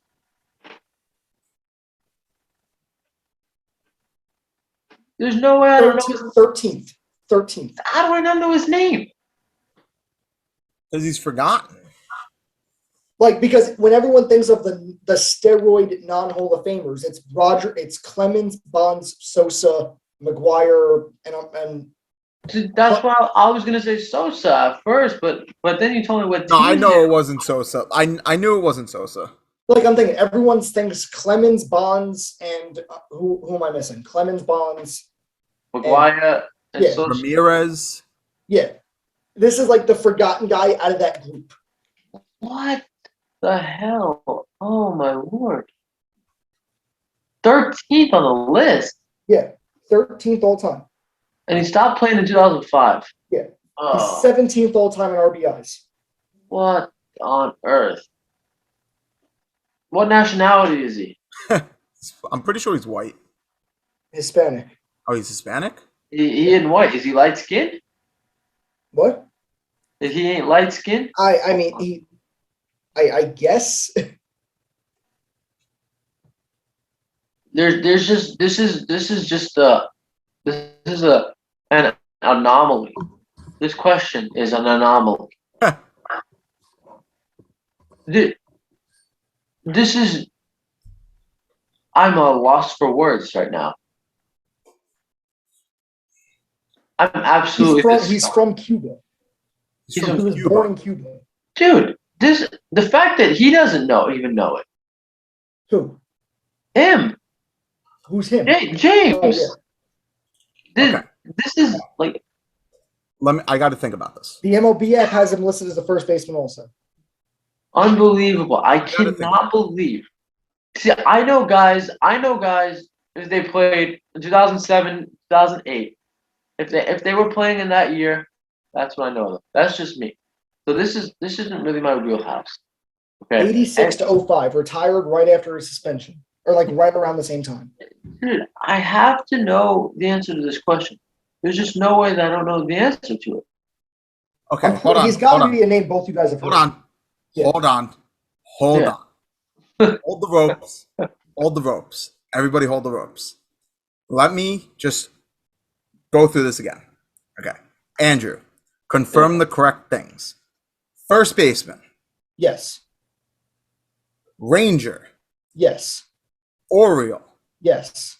Cub. Yes. Okay. Please be right. This is either gonna make or break the game right now. Holy shit. And once you told me that he's Cuban, this name came to my head. Rafael Palmeiro. Holy shit. That's so. Let's go. Let's go. That's literally the only freaking name that came to my head once you said Cuban. I was thinking white all the way. You say Cuban, and I had to think that. Nice. Yeah. I was thinking of guys like Mike. Yeah. Yeah. So, James, you're All right, bored. this is a Time, 300 time, to, game. time to get this one back. All right, This is anybody's game. Wow. I pulled that out of my ass. Yeah. I'm Okay. I'm stunned right now. Not that he got it right. I'm impressed, but I'm not surprised because you know a lot. First ballot Hall of Famer. 300. 300. This man's career spread over 20 years through the Athletics, Yankees, and Angels. His prime was Yankees, Angels. He won 4 World Series, 2 with each of them. He finished his career at 563 homers, and he had 10 career World Series home runs. He was inducted in 93. Good Lord. Okay, I know this guy played with the Yankees and Athletics, but I don't remember him playing with the Angels. That was like a fluff. Like he happened to play with the Angels. He's a Yankee and an Athletic. All right, He's in the World Series as an A. I'm pretty sure I got this. Okay. And I swear to God, if I'm wrong, I'm gonna jump out my window. That's right here. Yeah. It's got to be Reggie Jackson. Yep. Okay, I was like, High game. he played for the Angels? Yeah. When? Let me double check. I remember seeing that though. Did he play for the Angels for like 1 year or half a Pretty year? much, like not a while. I think he had like 1 good year with them. He started his career with Oakland, and then he played with Baltimore 1 year, then the Yankees for 5. Oh no, the last 6 years of his career was as an Angel. What? And he had very good years as an Angel, 39 homers, 25, 27. It was just his career was already like done. Like he was already a Hall of Famer before he became an Angel. I literally don't remember him playing as an Angel. Neither do I. I remember him as an A and a Yankee. Well, not remember, but I know him as. You know what I remember? I remember when I was winning this game by like 600 points, and now it's tied. Yeah. So you should You pick play the too next question. conservative. Okay. Well, James, All what right, you Yankees 400.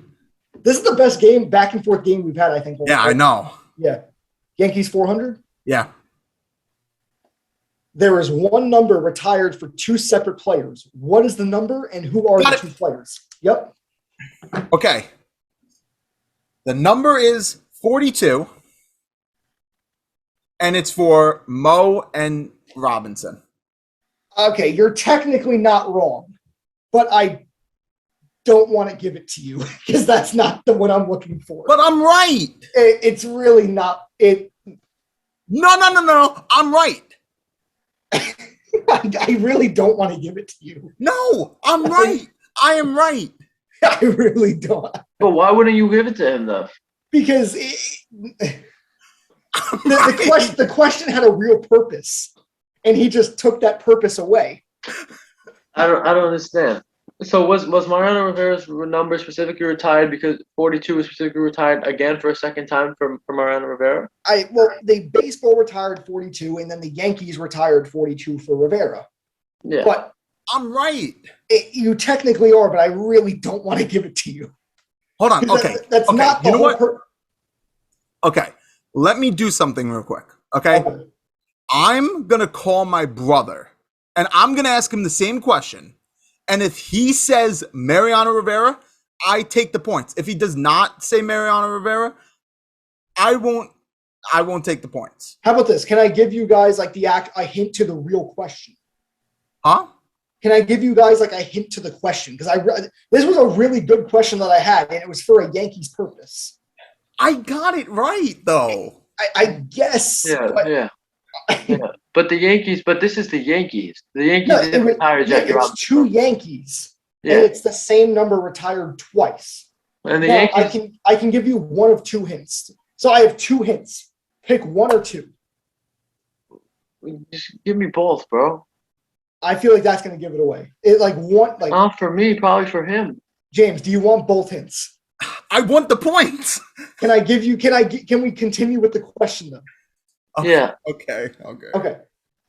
The first hint is they're both catchers. The second hint is the number is 8. God, I don't remember. Doesn't help me. But One should be a pretty obvious name.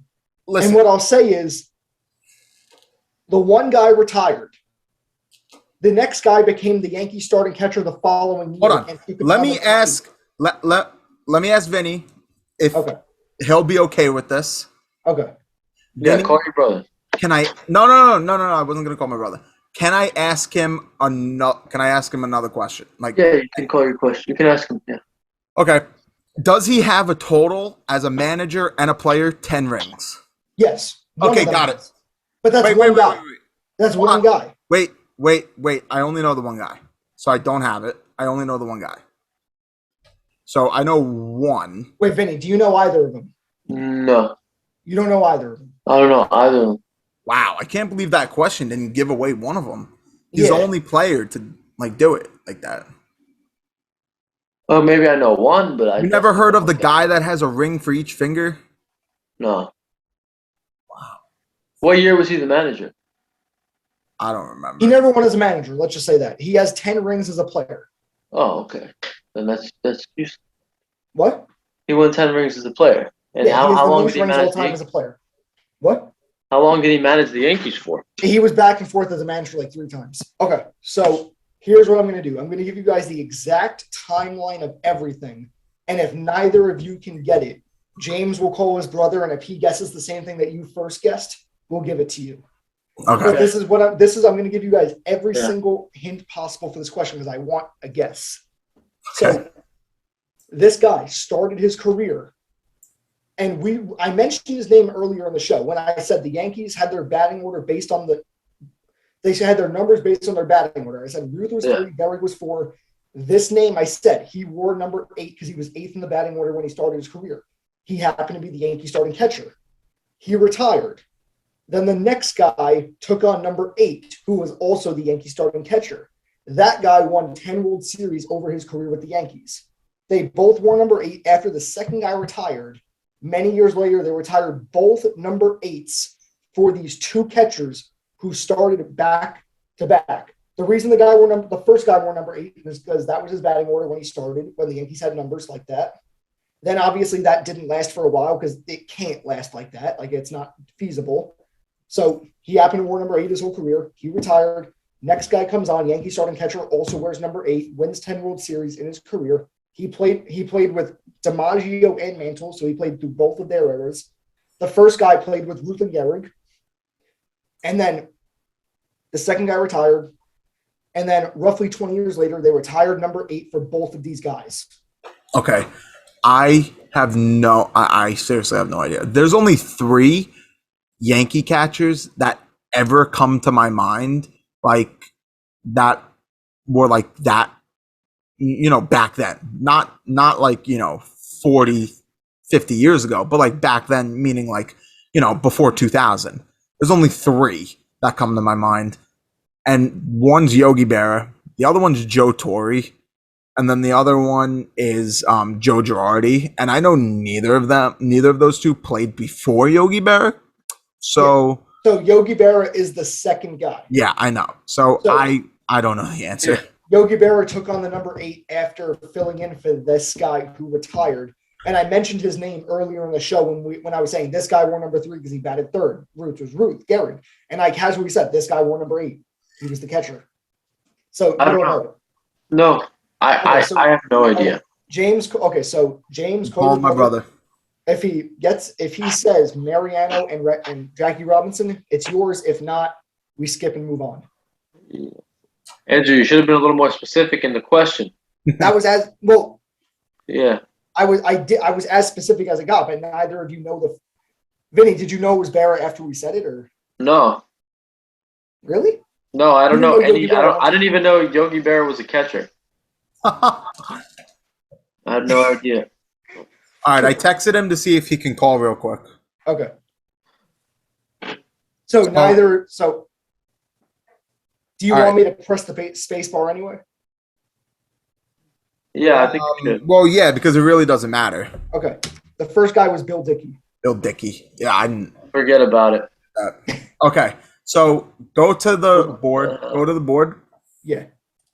What we'll do is we'll continue on guessing, and then once my brother can call.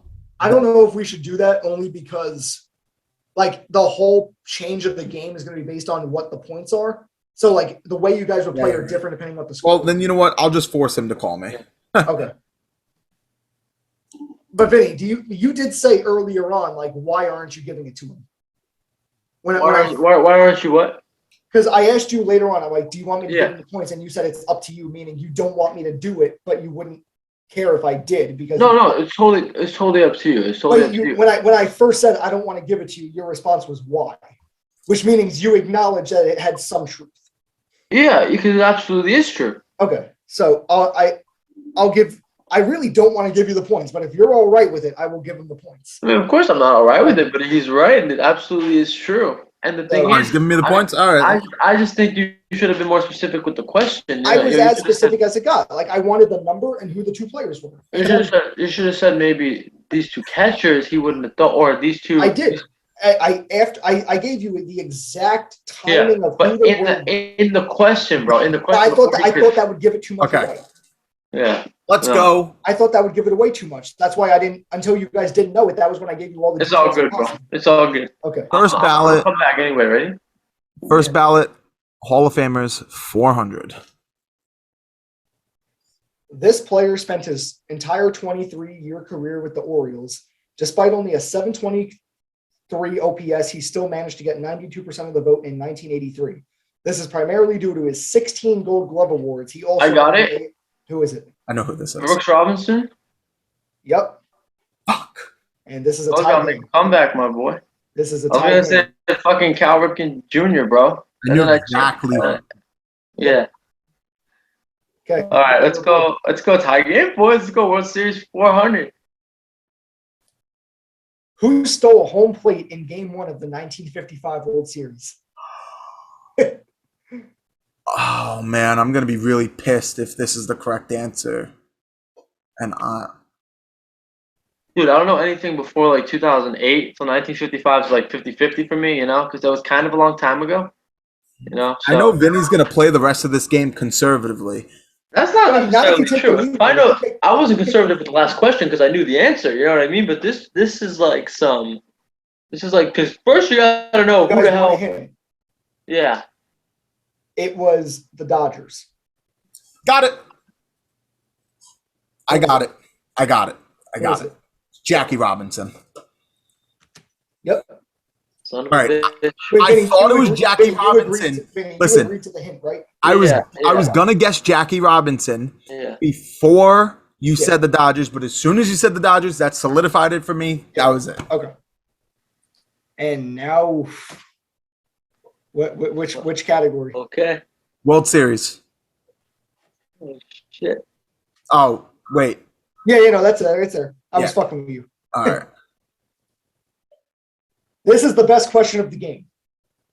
What Pirate had the walk-off homer in Game 7 of the 1960 World Series against the Yankees?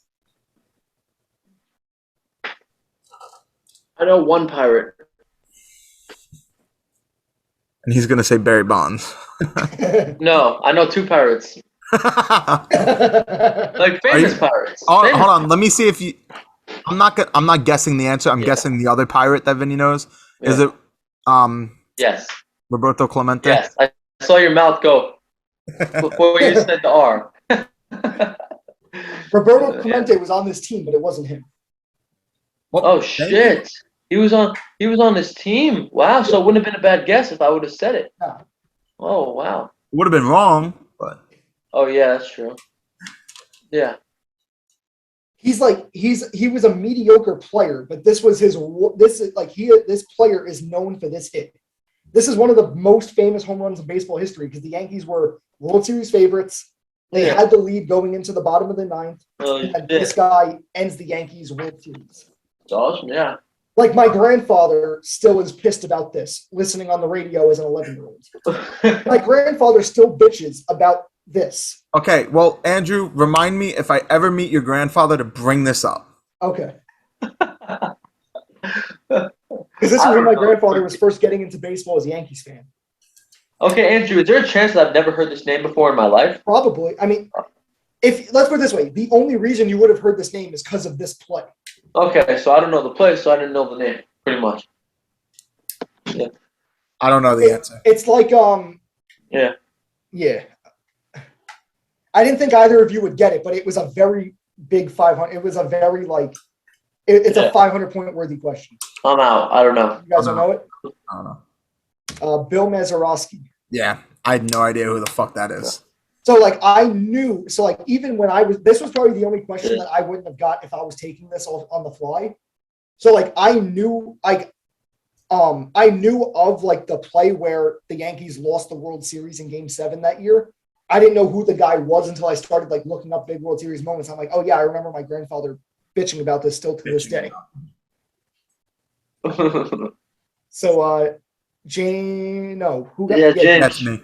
James. So Yankees 500. Who are the only 3 players to have 200 plus career wins for the Yankees? Career wins. That's a lot of wins. You got to play for 15 something years to get that. And these are Yankees wins, not career wins. Wins as a Yankee. Yeah.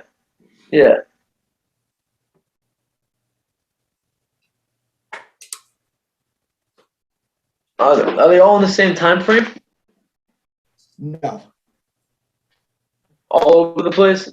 Yes. Wow, this is a 500-point question. So if I get 2. Do you want me to make it 2? No, I really don't. Because he might get it.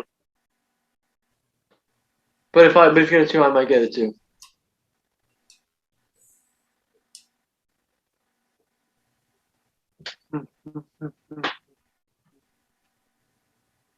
Good Lord. Do you want me to give you hints on the 3 guys? Time frames? I mean, yeah. One pitched in our lifetime.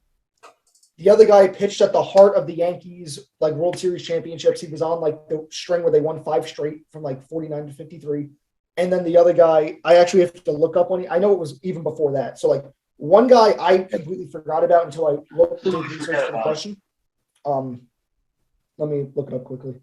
So one guy played with Mantle, was one of the heart pitchers. He was the ace of the Yankee staff when they won 5 in a row.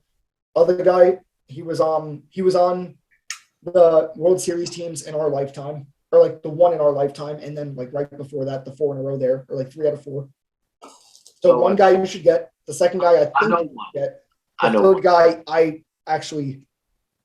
the third guy is a pretty rough name. It's an out there name. I know one. I'm not even gonna take a shot. I don't know the answer. Let me get the generation when the second guy played. Okay, 24 to 47. So he also has 6 rings as a Yankee. Yeah, I have no idea. Do you want me to make it 2? No, I don't even know one. You don't know 1? I really don't. I can't think. Can I guess 1 and then we don't count the question? Sure, yeah. Yeah. Okay, so the first guy who played from 24 to 47 has 6 rings as a Yankee. The second guy who has the most career wins as a Yankee played from 50 to 67. He has also 6 rings. And then the other guy who played in our lifetime is 4. So he was on the 96, 98, 99, 2000, 2009 teams. When did he retire? The last guy? Yeah. Actually, the last guy played and he retired in 13. So, Vinny, who was the guy you were thinking of? If neither of you are counting this question? I was going to say Pettit. It's Pettit. And you guys don't know who the other 2 are. There's just no way in hell that I'm ever going to spell a name that's even remotely close to the answer. Yeah. I have no idea. Yeah. Whitey Ford, Red Ruffing, and Andy Pettit. Red Ruffing. That's why I said I'll make it 2, because I didn't think you guys would get Red Ruffing. I don't think I would. Ford, bro. You guys know who Whitey Ford is? I know who he is. I know who Whitey Ford is. I didn't know he was a Yankee. I heard Actually just added him to MLB The Show. Okay. All right, man. This is it. The last guess. I have to guess. Jesus Christ. This is a good question. Okay, let me okay. This shortstop is among the first ever group of Hall of Famers in 1936. He started his career with the Louisville Grays in 1897 and then joined the Pittsburgh Pirates at the start of the modern era. He retired in 1917. He was a pivotal player in the Pirates' first World Series championship in 1909. And this is what he's known for, like now outside. Like he was a great player, but this is like his signature. His baseball card sold for $6 million, and that is the most for a card all time. I know who this is. I literally know who this is. Do you want to guess it? No, I can't think of the name. Okay. I can't think of the name.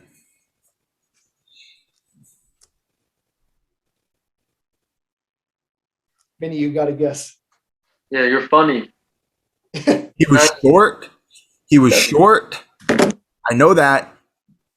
He was short. He had, I'm pretty sure he had brown, dirty blonde hair. He was obviously white.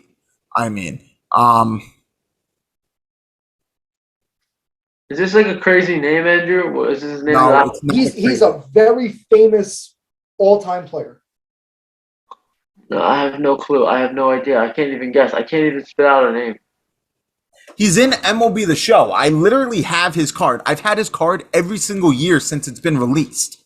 Well, you obviously don't have his real card. Otherwise, you wouldn't. Yeah, I know. Otherwise, I'd be a millionaire.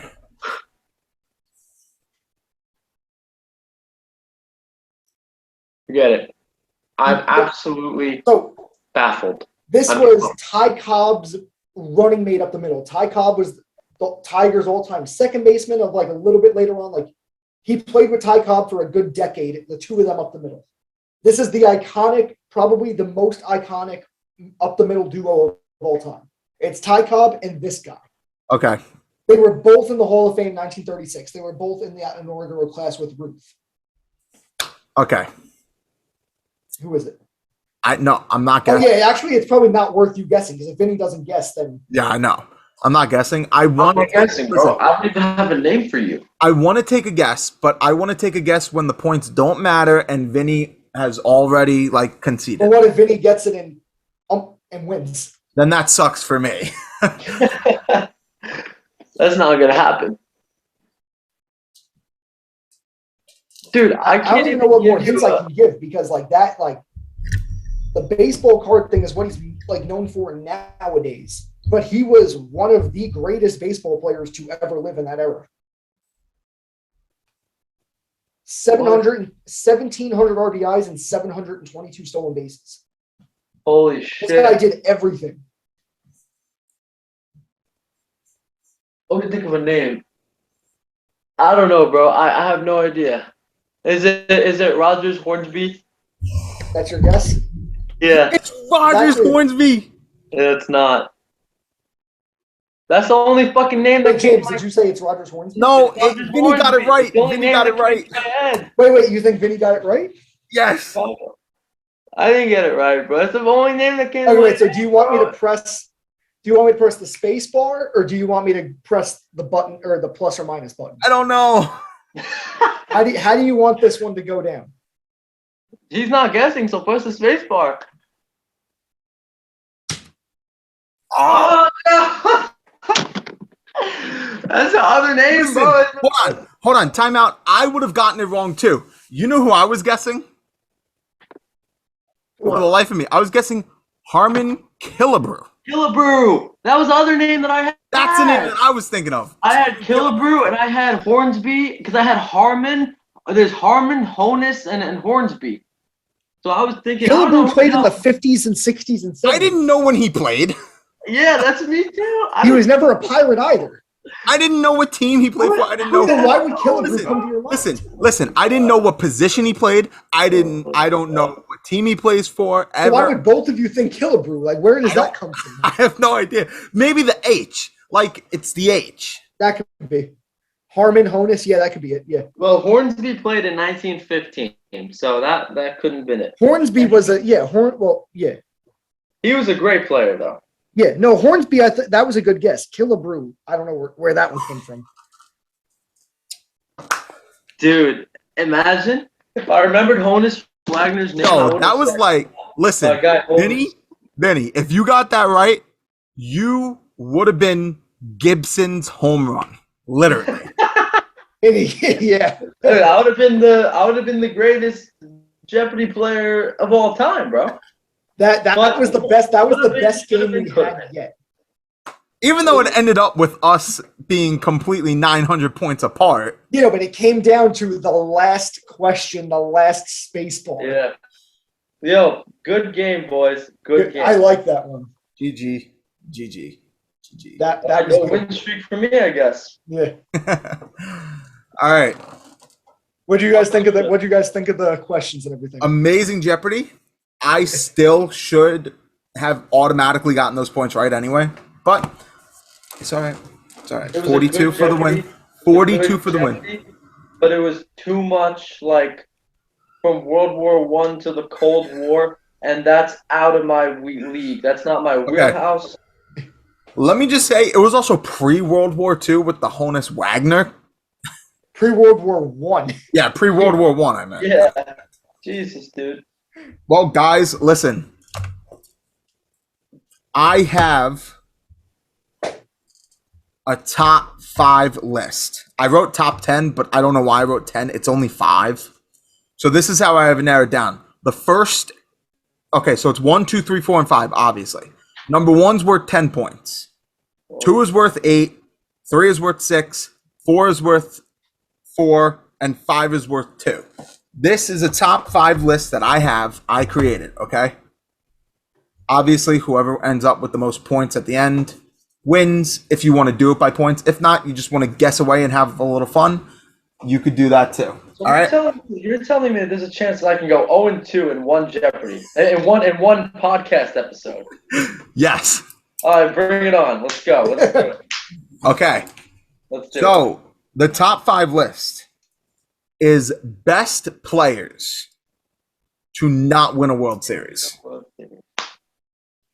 So just spew it out. No one, just spew it out. Okay. So I would say Don Mattingly as a Yankee fan. I know that's not on there though. No, it's not on there. Not on there. Right. Yeah. So every good Mariner ever. Ken Griffey Jr. Okay. Ken Griffey's on there. He's number 5. On there. I had him number 5. Ichiro? I do not have Ichiro on there. That's weird. Is Edgar Martinez the other Mariner? I do not have Edgar Martinez. Kyle Seager. I do not have Kyle Seager. He loves Mike Trout. Okay, they're retired. That's why I guessed that. They're retired. Okay, so anybody that could still have a World Series is not on the list. Okay. They're retired players. Shit. The best players ever? My opinion of the best players to never win. Me and Vinny start like looking things up or no? If you know what, if you guys want to look stuff up, you can look stuff up. Like, but hold on, you guys both have to agree to it. Yeah. Yeah, don't look up top 5 players to never win a World Series. Yeah, no, just start going down stats, names, players. Yeah. Teams, Yeah. Okay, I have one name. I have one name in my head. Right now, Vin has 2 points. Okay, I have one name in my head. Adrian Beltre. I do not have Adrian Beltre. Wow, unbelievable. Did Bonds? Bonds is number 1 on the list. Okay. So Andrew takes the lead. So I just went to home runs, clicked Bonds. I'm like, I don't remember if he won one, so I kept scrolling through his awards, and I didn't see World Series, so I was just like, Bonds. Yep. I totally forgot Bonds did not win a World Series, so I did not even have him on my original list. I had to get rid of. I'm not going to say this person because I want you to I don't want to knock someone off the list. But if you guess this person, I will say he is the person I had to knock off the list. Dude, this is crazy. I'm honestly shocked. There's 2 people on here that Jim Thome. I do not have him. Is Rafael Palmeiro on there? No. One of these guys we mentioned in this episode. Not that he was an answer to a question. Yeah. He was just mentioned.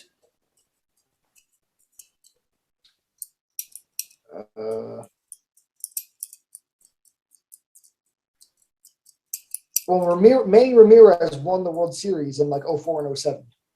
Yeah. For whatever reason, it doesn't come up on his. Now it's like usually for on the MLB app, World Series is at the top of the awards category, but like it's for Ramirez, it's on the bottom. James. I knew he won them. Jeff Kent. I do not have Jeff Kent. What the fuck? Oh, dude, you're a funny guy, James.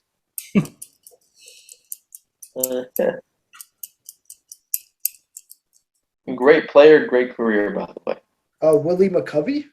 I do. Oh, he's never won a World Series. I don't know why, but I'm trying to I'm scrolling down. Listen, if he hasn't, I don't have him on the list. I'm pretty sure he's won it. So he played in one World Series. I do not have Sosa. Is that like a steroid thing or no? No, Bonds is on the list. Okay, well I know you love. I just didn't think of Sosa. Honestly, I really didn't think of Sosa. Yeah. This stuff. Okay. Yeah, Willie McCovey has one. Okay, this stuff I came up off the top of my head. Oh, Ted Williams. Ted Williams is number 3 on the list, making that 16 total points. Okay, how about Carl Yastrzemski? Carl Yastrzemski's number 4. Fuck. Making that a total of 8 points. Vinny is down. Dude, there's no way I could. Yeah, you could still get the number. Wait, Frank Thomas. Frank Thomas is not on the list. So it shows he was on the White Sox in 05, but he only played 34 games. So I don't know if that counts as him getting a ring or not. I think it does. I mean, how many at-bats does he have? He had 105 that season. I don't know if he played in the playoffs or not, though. You could not play in the playoffs and still get a ring. Yeah, I think it depends like how many at-bats. So he did not play in the postseason for them in 05. Okay. So, yeah. Vinny, if you get this answer right, you tie.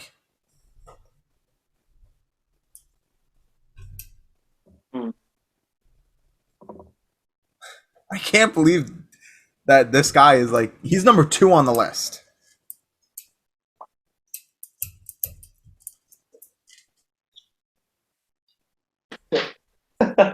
Oh my goodness. What position does he play? Wait, hold on. Oh wait, yeah, I'm correct. All right. If I say it, okay. If I say it, I think Andrew's gonna get it corrected. So I don't want to say it just because, Vinny, I don't want to give it to a big disadvantage of you. Okay.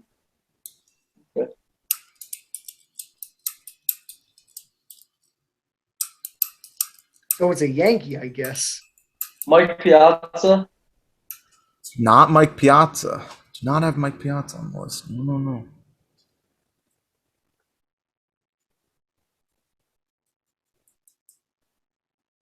Tony Gwynn?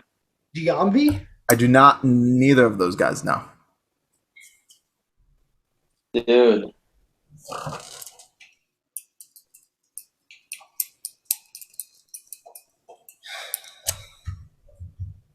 Oh, Bill Dickey, Hall of Famer, by the way. So not some no-name.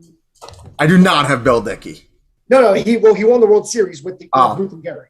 But I'm just going through stats, and I wanted to see if he's in the Hall of Fame or not. He is.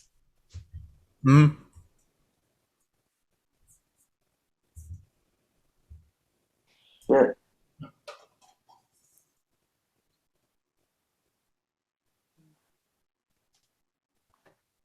Any pitchers on the list, James? No. Okay. Wow. Oh wait, no. I'm sorry, Vinny. I did the math wrong. You can't win this. Yeah, I know. I know. did the math wrong.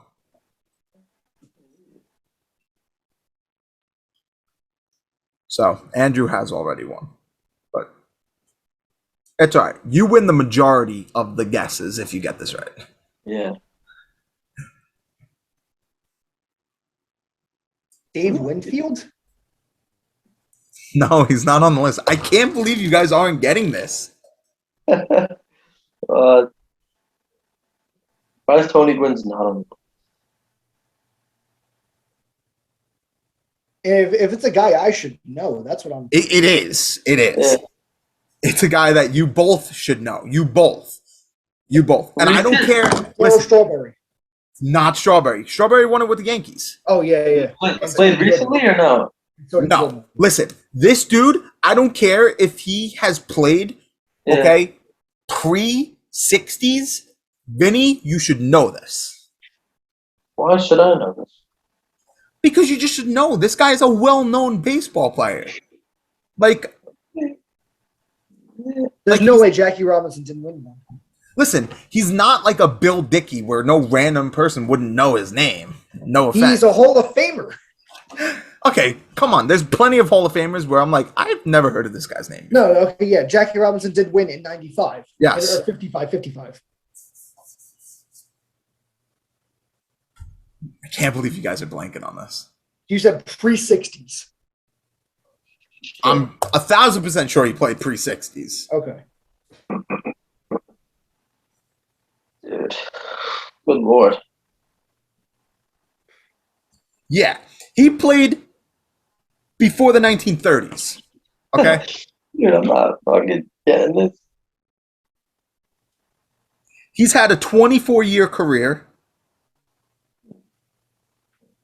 For the 1930s. Fucking Dude. Paul Hines? No. Oh my goodness, dude. Okay, guys, his career batting average, okay, Well, is now I'm going to look up batting average. yeah, I'm not gonna say that. Okay. I'm not say that. Guys, I can't believe you guys are blanking on this. You know what? You know what it might be? You guys might think that he's won a World Series. That's honestly what it might be. Because I thought he won a World Series. That's gotta be what it is because, like, When I looked this, listen, when I looked this list up, I thought he won a World Series, and then it said he's never won a World Series before. And once I said that, I had to get him on the list. I had Cap to. Anson? No. No, that guy played before World Series existed. Stan Musial? Nope. I don't have Musial. Did he win one? He did. He won 3. Guys, he retired in 28.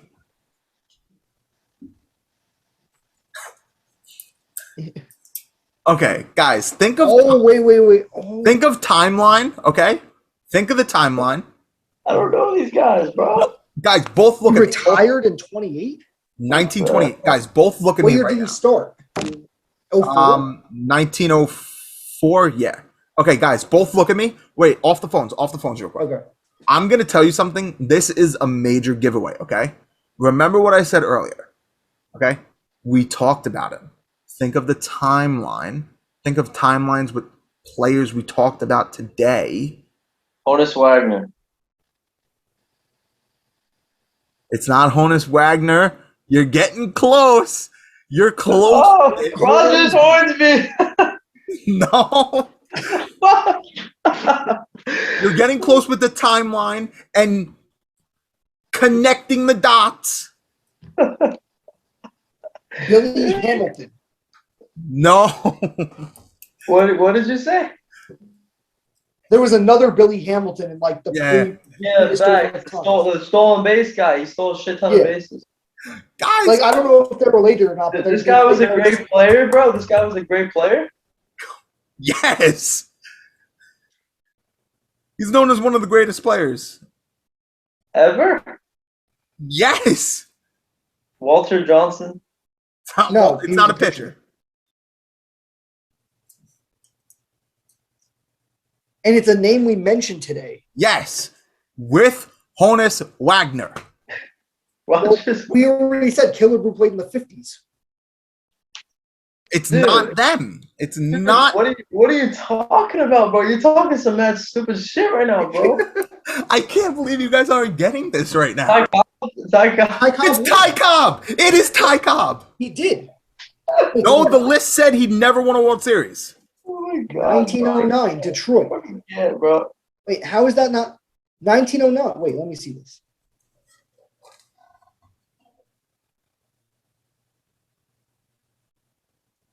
I guess he never won a World Series. Hold on.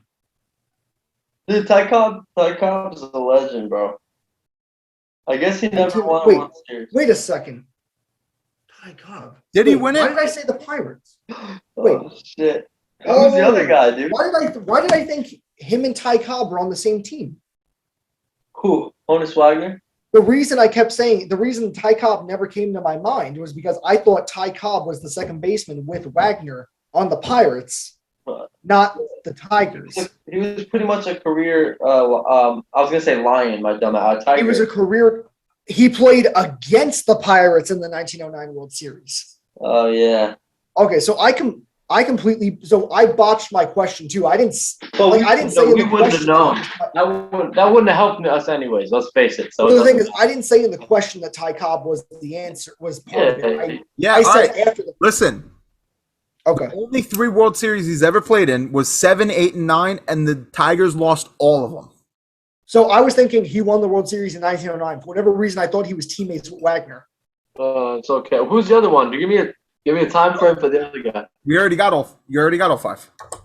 Oh really? Yeah. Bonds, Cobb, Griffey, Williams and Yashmensky. Ken Williams, and So I got Bonds and Williams. I got 1 and 2, or I got 1 and 3. Yeah, you got 1 and 3, so you got 16. Vinny got 14, making him 0 and 2 for tonight's video. But he won majority. So 1 and 2. Okay. Well, you know what? I think it's time for me to retire from competition. But You said I you think got it's time for me to be host again. I have a Jeopardy ready for you guys, and it's much better than the last one I made. No mistakes, no screw ups. My father killed it, so you guys. I just want to say this one thing, that I want you guys, like, you know what? I'm not even gonna like make you guys guess. Never mind. I was gonna try and have you guys guess the like number 6 that I had on my list, but I only did 5. But I'll just say it. Ernie Banks. Okay. Yep. I had Ernie Banks, and then I was like, Barry Bonds never won a World Series. I gotta scratch him off the list. Yeah. I don't know, man. We got less than a minute going on here. Did we go? I know we went over ESPN's top 50. Did we go over the comparison list? Nah. No. Who's we went over that? All right, there was a comparison list that somebody did. I'm pretty sure it was ESPN that did old players to current players, or like retired players to current players. I should say. I'm pretty sure. Top 50 current and top 50 retired. No, it was like better. They compared Juan Soto to Ted Williams. They compared. Okay, I think I did see. I saw like 5 names, but I didn't see like a full list. Yeah. I think I can. I think I know where to find it. All right. Well, so like we were saying, there was a historical comparison list that ESPN did to current players to retired players, and there were some that I agreed with and some that I really did not agree with. The first one, I will say I agreed with a lot, actually. So this is the first one. Juan Soto to Ted Williams. Honestly, the discipline, I completely understand it. Yeah, they were both. I agree with it because Ted Williams was the nickname the greatest hitter to ever live. Lefty, outfielder. Both of them were they're both mediocre outfielders, but they primarily just want to be the best hitter possible. Mm-hmm. And I could see Juan Soto being the same way. He doesn't not that they don't practice fielding, but they play the field because they're the best hitters for the most part, best hitters of the generation. Juan Soto might be a DH in the foreseeable future. Right. Yeah. All right. Next one. Tatis to A-Rod. I'm going to say no. A-Rod is a much better defensive player. Tatis isn't terrible, but A-Rod was just... Well, Tatis has his moments of being a very flashy player, meaning he'll make ridiculous plays, but Tatis will make more routine errors than A-Rod would. Yeah, I think A-Rod... I think they're... like not like steroided third base Yankees A-Rod, but like prime shortstop A-Rod. He stole bases, he hit home runs, he got on base. He very all around great player and very like athletic with the glove. They have the same swagger. It's the swagger that they have. That's why it reminds me of A-Rod. It's the swagger. Yeah. I just don't get A-Rod vibes off of Tatis. Not because of the arrogance or the steroids or anything like that. I don't see the historical comparison. All right, next one. Sigurd Ripken. No. Absolutely not. Ripken was a great defensive player. Corey Seager is not great defensively. Well, not think only about that, what Ripken is known for the most. Ripken is known most for having the games played streak. And Corey Seager can't stay on the field for more than a week. Yeah. The dude cannot stay healthy. And that's really what Cal Ripken did best, was stay healthy in life. Mm-hmm. So yeah, I think that's a big miss. Next is Vladdy to Manny. I like that. I do. I kind of like it. I agree with it more than I disagree with it. I just think Manny happens to be a better defensive player than Vladdy. He's young, bro. Vladdy doesn't even have like a full position yet. Like he played third, he was all right. Then he moved to first, and I know he was bad at third. He got better at first base. Manny, whatever position he played, he was better defensively than Vladdy was at third. Well, I know Manny only is the first baseman. Did he play third base at the start of his career? Manny Ramirez? What, was he not a first baseman? No, you're thinking of Hanley Ramirez. Nah. Yeah. Wait, Hanley's a shortstop. Manny was a shortstop, left fielder, and a third baseman. Okay. Yeah. Hanley did he play Ramirez. first base at the end of his career? No. Listen, you're thinking of Hanley Ramirez. Hanley Ramirez was a shortstop as a Marlin and a Dodger. And then when he got put to the Red Sox, he was a first baseman. Yeah, but Hanley Ramirez wasn't a home run hitter. What was he? Yeah, not like Manny Ramirez. Like Manny no, not Ramirez like Manny. No. Run hitter. Manny was not a first baseman. I don't know why I thought he was. Yeah. I mean, maybe I'm wrong. Go check, but I'm pretty sure. Manny now that you said it, I remember him as a shortstop. I remember him as an outfielder. That's it. Nah, Manny was a shortstop. I'm pretty sure he played third, and he was definitely a left fielder. That's crazy. I remember him only in left field. The one play that I really remember Manny for, which is unfortunate because I'm a Red Sox fan, but like I really remember when he cut off the throw. Mm. You guys know what I'm talking about? No. Oh my god, I gotta find that video. Yeah, he's listed as a left fielder online, and no, he only played outfield. He was a left fielder and a right fielder. He never played short or third. Manny's never played short? His career, 1,037 games in left, 904 games in right, 320 as a DH. He was an outfielder purely. Wow, why do I remember him as a shortstop? I'm a terrible Red Sox fan. Hanley? Hanley Ramirez played shortstop. I mean, as a Marlin and a Dodger, he never played short as a Red Sox. I know that. I remember the Mets wanted to pick up Hanley Ramirez, but then they had the young stud Pete Alonso coming up. The legend. No, I'm not getting confused with Hanley Ramirez. But again, mixing up a first baseman to an outfielder is different. And I think that's even worse than a first base to a shortstop. Yeah, I know. Or a shortstop to a left Hanley fielder. was a shortstop. No. This Confusing an outfielder for a first baseman isn't as bad as an outfielder for a shortstop. Yeah. Carlos Correa and Ernie Banks. I say no. I say no. Yeah, probably not. I don't see it. I think Ernie Banks is the better power hitter, like stuff like that. I just can't. I can't see this comparison. Last one? No, two left. Walker Buehler and Nolan Ryan. No. No. Nolan Ryan was just a much better strikeout guy and not. Oh, what happened? Like Walker Buehler is obviously great, but Nolan Ryan was like just a different breed for his generation. Like he was by far the best. He was feared out of everyone's hell mind. I don't think Bueller's the scariest guy in baseball. Did you know? I forget who it was, but Nolan Ryan struck out a grandfather and then a second generation and a third generation. Was it? He's done that. Well, because he played almost 30 years. Yeah. He's got no arm left. He's struck No out. way. He's struck out 3 generations of a family. A grandfather? Well, what? He probably got the tail end of somebody's career, No way.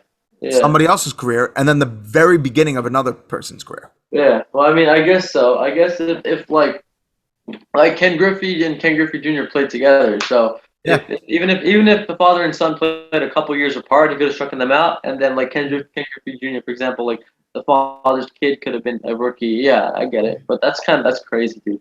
You know who it was? You got to find out who it was because I don't even know 3 generations who played in MLB. Yeah, neither do I. Like, All right, yo, last one. Akuda really made. That's really good. That's pretty good because they both hit home runs. They both stole bases. They're both great good outfielders. hitters and very and fast in the outfield. That's probably the best one in my opinion. No, the Juan Soto one's the best. I like Well, that. I feel like Mike Trout should be today's Willie Mays. Eh, I don't think Mike Trout steals bases anymore. Like He used to. he used to, but does he now? yeah. There are only 2 guys. Because they should let him Very steal few bases. guys. Very few guys can steal bases throughout their whole career. Juan Pierre, Ricky Henderson. I'm still pissed about Yeah. the Juan Pierre question. Sorry. Like I was so excited to have either Vinny like fluke on it or be like, yes, I remember, and then me and James could make fun of you if you didn't get it because me and James were like James knew it was coming. Yeah. You know what? Here's the thing. Honestly, Vinny, if you watched that video, you would have won the game. Yeah. And if you remembered what we talked about, That's you 500. Yeah. Well, you did win, but yeah. Well, those were all the historical comparisons. Yeah. That's it. Yeah, a Ricky Henderson. Listen, Ricky Henderson is probably my favorite non-active player ever. One of them for sure. Not Juan Pierre. Not Juan Pierre, no. But he's I up there. don't know anybody that doesn't like Ricky Henderson. Yeah, no. Ricky Henderson played like half a year with the Red Sox. The Mets too. He played a year with the Mets. Played for the Mets. He played for the Yankees. Mediocre. Played for the Red Sox. I think he's second all time in stolen bases for the Yankees. I mean, he was only the Yankee for like 3 years. You know what? I watched a baseball bits video on Ricky Henderson. I don't know if you guys did. It was like an hour and 17 minutes long. He said something in there. Okay, all right. No, it wasn't baseball bits. It was someone else though. Hold on, I'll look it up real quick. Well, there was a baseball vids video and it was wonderful. I know that there was. Oh yeah, Stark Raving Sports. I just got into. Stark Raving Sports. All right. I just got into them 3 days ago. They're great. I've been watching. There's a video of them. They made a poem about Matt Harvey. Fucking hilarious. You should check it out. It's called the Matt Harvey story. No, I can't. But it was before this whole cocaine and stuff. Anyway. So Derek Jeter had 358 stolen bases. That's the most on the Yankees all time. And he was Yankee for 20 years. Ricky Henderson had 326, so only 32 behind Derek Jeter. And that's second all time, and he was a Yankee for 4.5 years. Crazy, dude. Okay. All right. If he was on the Yankees one more year, he would have been the Yankees record holder. Something about Ricky Henderson and the Red Sox. Okay. Ricky Henderson outstole the Red Sox from like 1993 to like 2004 every single year for the team, like all combined.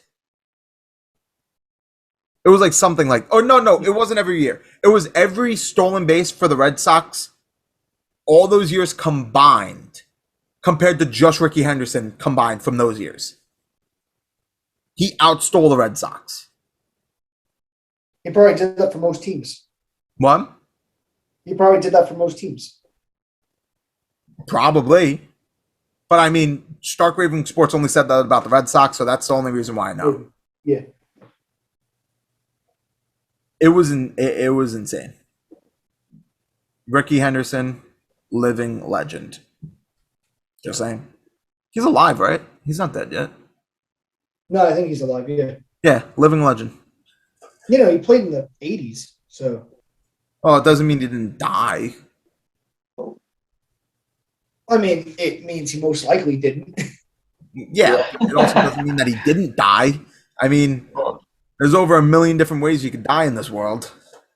Yeah, there's also like 20,000, or what is it, 20,000 or 200,000 people that ever played in the major leagues? It's like 22,000. Yeah, he's only 64 now. Yeah. It's a legend, man. Oh, I can't believe he was playing in 2003. Isn't that crazy? Rafael Palmeiro. Guys, listen. Rafael Palmeiro. Okay? Yeah. There was a video about him on a YouTube channel. Okay? Did you know that when he was 50 years old, he wanted to make a comeback to the MLB to prove that he was able to play? I remember. And then he played in like South Korea or something. Yeah, he played in something and he sucked. Played somewhere. Yeah. I want to see. Hold on. You know what I think we should? Just a recommendation for the next Jeopardy game. I think if, like, maybe if we're both really stumped, we can give a hint. But the like the age, the amount of years he played, the teams he played on, I think we should like kind of take it down a notch with those hints because like, one hint's okay, but we turned it into like 6 or 7 hints. You know what I mean? Well, that'll be up to you. Well, but if I'm hosting, yeah, I'll tell you guys. You have the Jeopardy meeting. I'll tell you guys to kiss my ass. You guys ain't getting nothing from me. But if one of you guys are hosting, it's a different story. Because James is like, Andrew, listen, give me a hint, and then James is like, yeah, the Dodgers, and then James goes, oh yeah, Jackie Robinson, and I'm sitting here like, I didn't even ask for that hint. Hold on, I didn't even ask for that hint. Well, anytime I gave you guys a hint, I asked both of you, are you good with a hint? Do you want a hint? Yeah. I know, and I agreed to it. I know, I agreed to it. I'm not saying I didn't agree to it. Because that was a really fun Jeopardy game. You made it really interesting, dude. But the 1930s questions, bro, like shit that my grandfather would probably have to dig deep into his memory to figure out. Not my wheelhouse. I'm trying to find the video of Rafael Palmeiro that I saw. Yeah, my grandfather was born in 49, so like 1960, like that was like he was like 11 years old and he was like listening on the radio. That's why I remember that. Like when I looked up like good World Series questions, I remember seeing it. I remember him talking about it. I just forgot the name of the player. You even gave me a Juan Pierre question. What? You gave me a Juan Pierre question that should have been my wheelhouse. So I can't even talk about wheelhouses because everything that was my wheelhouse, I still messed up on. And we told you, watch it. You're going to want to watch it. And you said, and the last thing you said before you hopped off that day, because that was, I will. I will.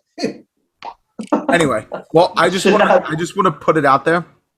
So part of the poem from Stark Raving Sports about Matt Harvey, part of the poem goes like this. It's like, I threw a one-hitter to start off my year. And ever since then, my fans were in tears. My velocity's down. I look like a clown. Every time I pitch, they bat me around. That's ridiculous. Well, that was from 2000. That I don't know when that was made, but it was after 2016. Of course, yeah. But and no, I'm pretty. It was funny. I can't watch that.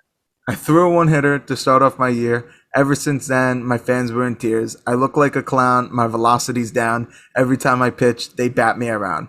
I partied long enough to see the sun rising. My GM said it wasn't surprising. Hold on, I'm trying to remember the rest. I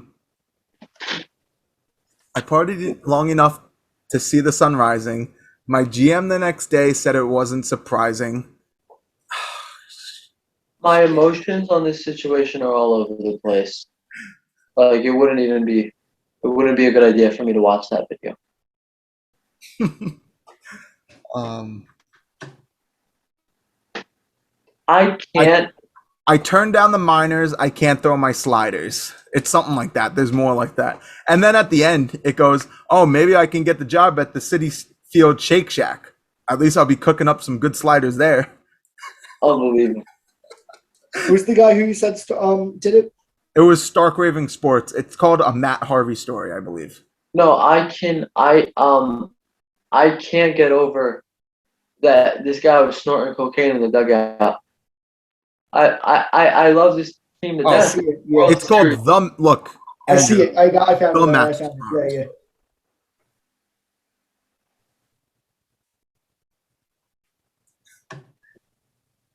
This is a World Series. This is my team. I love this team. And to think that they let him snort cocaine in the dugout if they knew about it really is heartbreaking for me. It's shameful.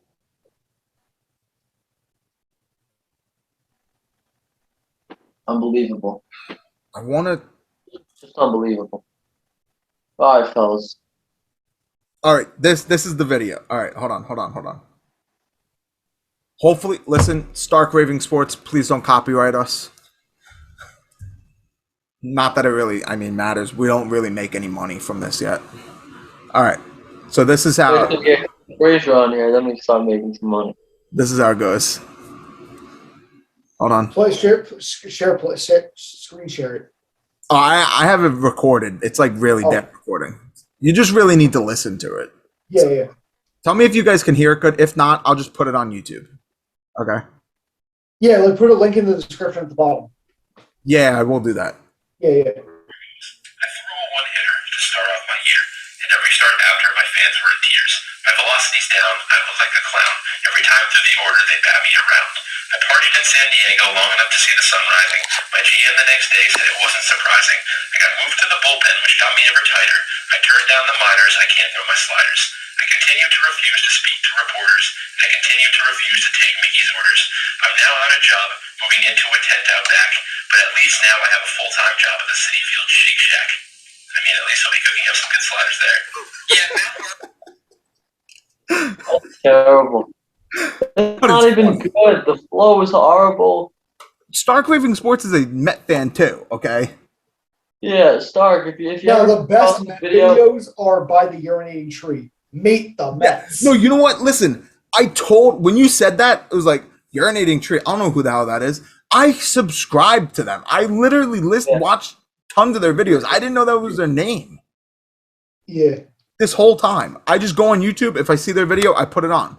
Like, my favorite set of videos from them are the ones where it's like Hater's Guide to the World Series, Hater's Guide to the MLB Playoffs 2021 edition, whatever. It was like 3 or 4 years straight where he did like a 5-minute video of the Mets, just recapping. And now we met all over the field. Sorry, Vin. did you see the video that I think was Baseball Bits made on the 2020 Mets? They were I sent you guys that video. No, I didn't see it yet, but I saw it on like my recommendations. It really is incredible. I sent it to you guys on like the Instagram chat, I think. The stats this guy pulls out, incredible. We need to get him on. Facts. Get him We on. need to get, you know who? No, Get him listen. The number one baseball YouTuber that we need to get on here. Sorry for all baseball YouTubers.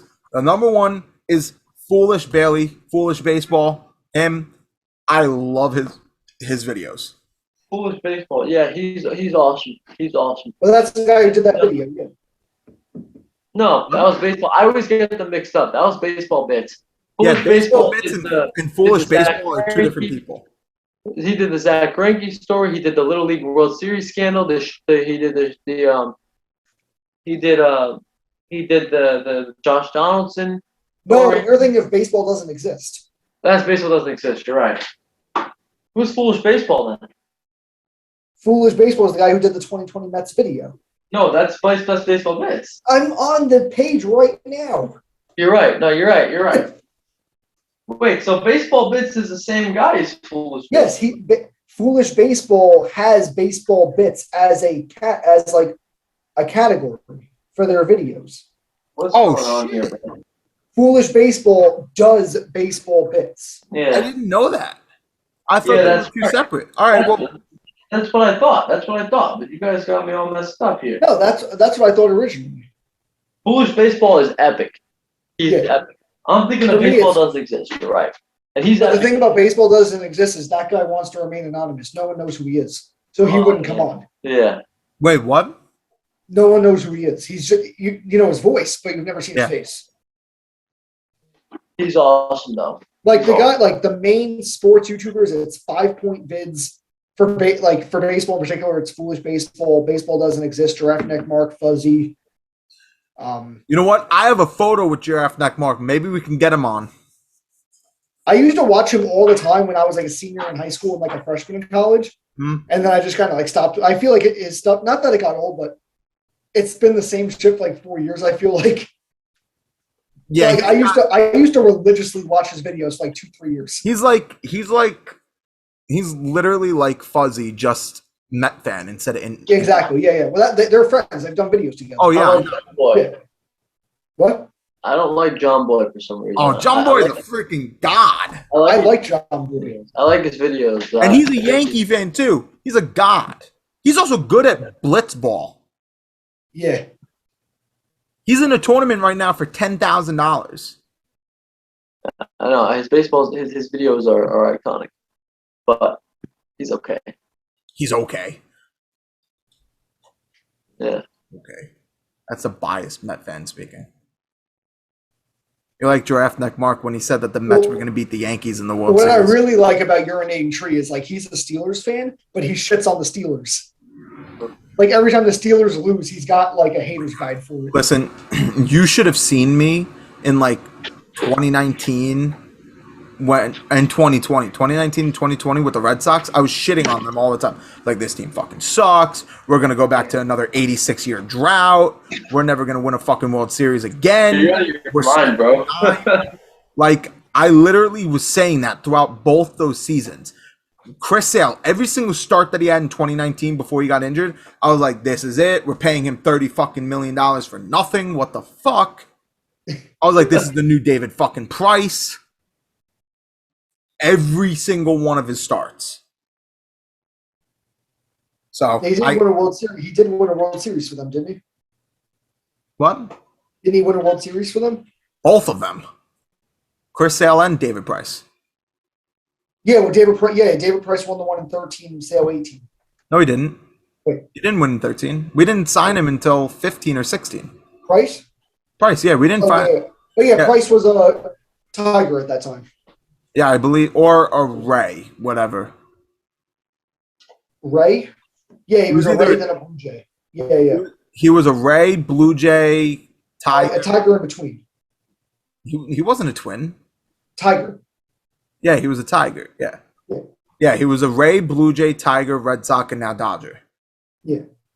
So I don't know exactly what team he was on in 2013, but he wasn't a Red Sox. 2013 he was with Tampa, then he went to Detroit the following year. All right, yeah. Yeah, and then the Red Sox signed him in like 16 or like 15 or 16. 16. 16, yeah. We also signed we also signed Rick Porcello. Rick Porcello, man, I'm sorry. Done. So undeserving of a Cy Young. Yeah. I wanted Tanaka to win it that year. Huh? So I remember the year he won. 16. Because like there was no good pitchers that year. So like it was between him, Price, and Tanaka. But that was also the year Zach Britton had like I thought it was also Justin Verlander. what was that, 16, right? Yeah, 2016.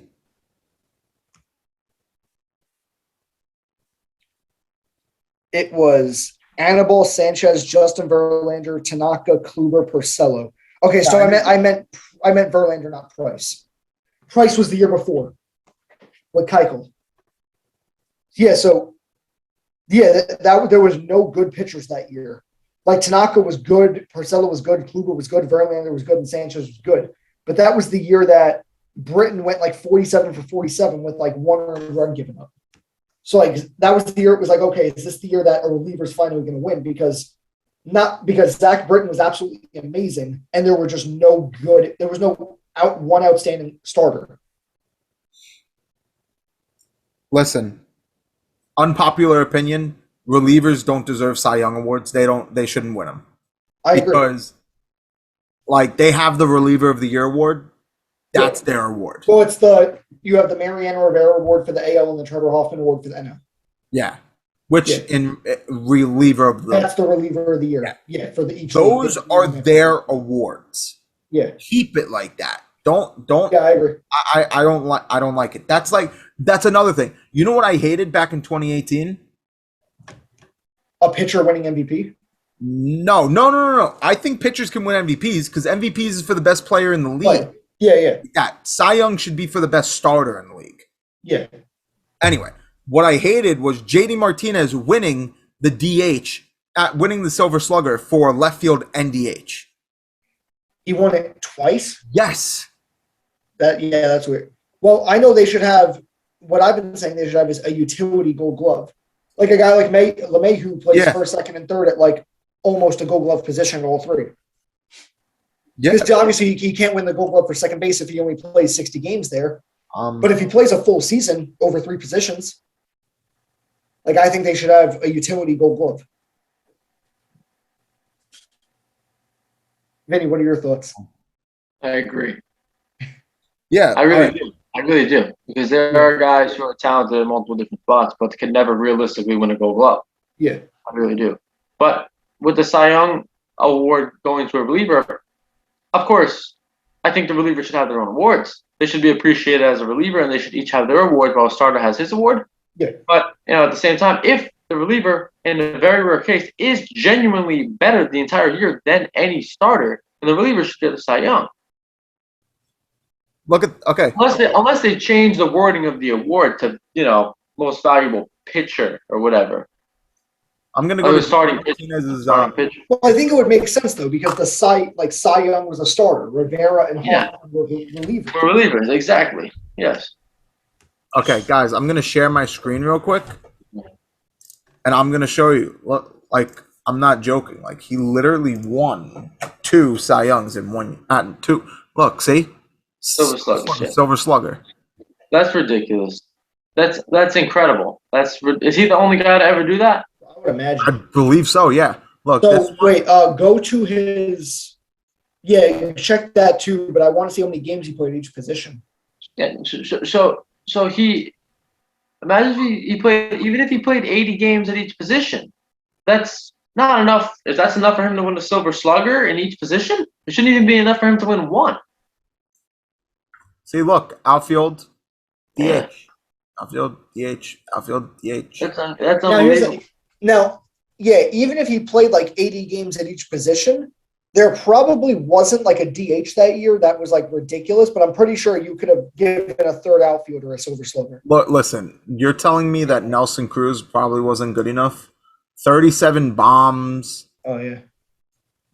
Wow, 97 RBIs. Here's the thing. JD Martinez deserved a Silver Slugger, but it's like one of them. Yeah, absolutely. He deserved the Silver Slugger for the DH, I believe.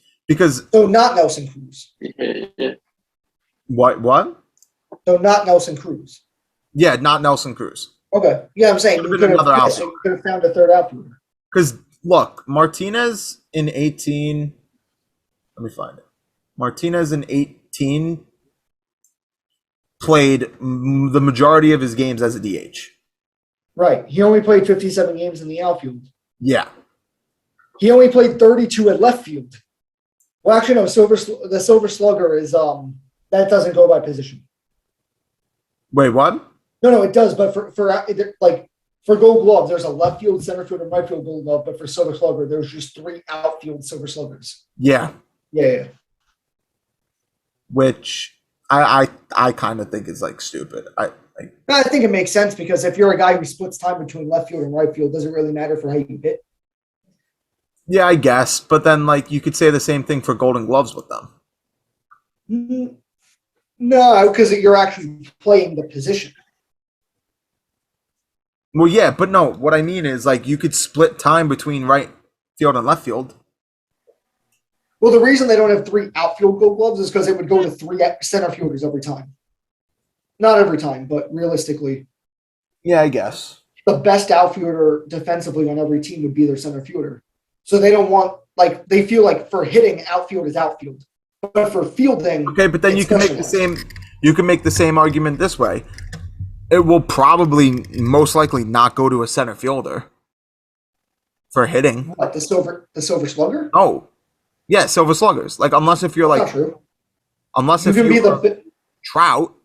well, no, you could be the best player on the team defensively and offensively for outfielders.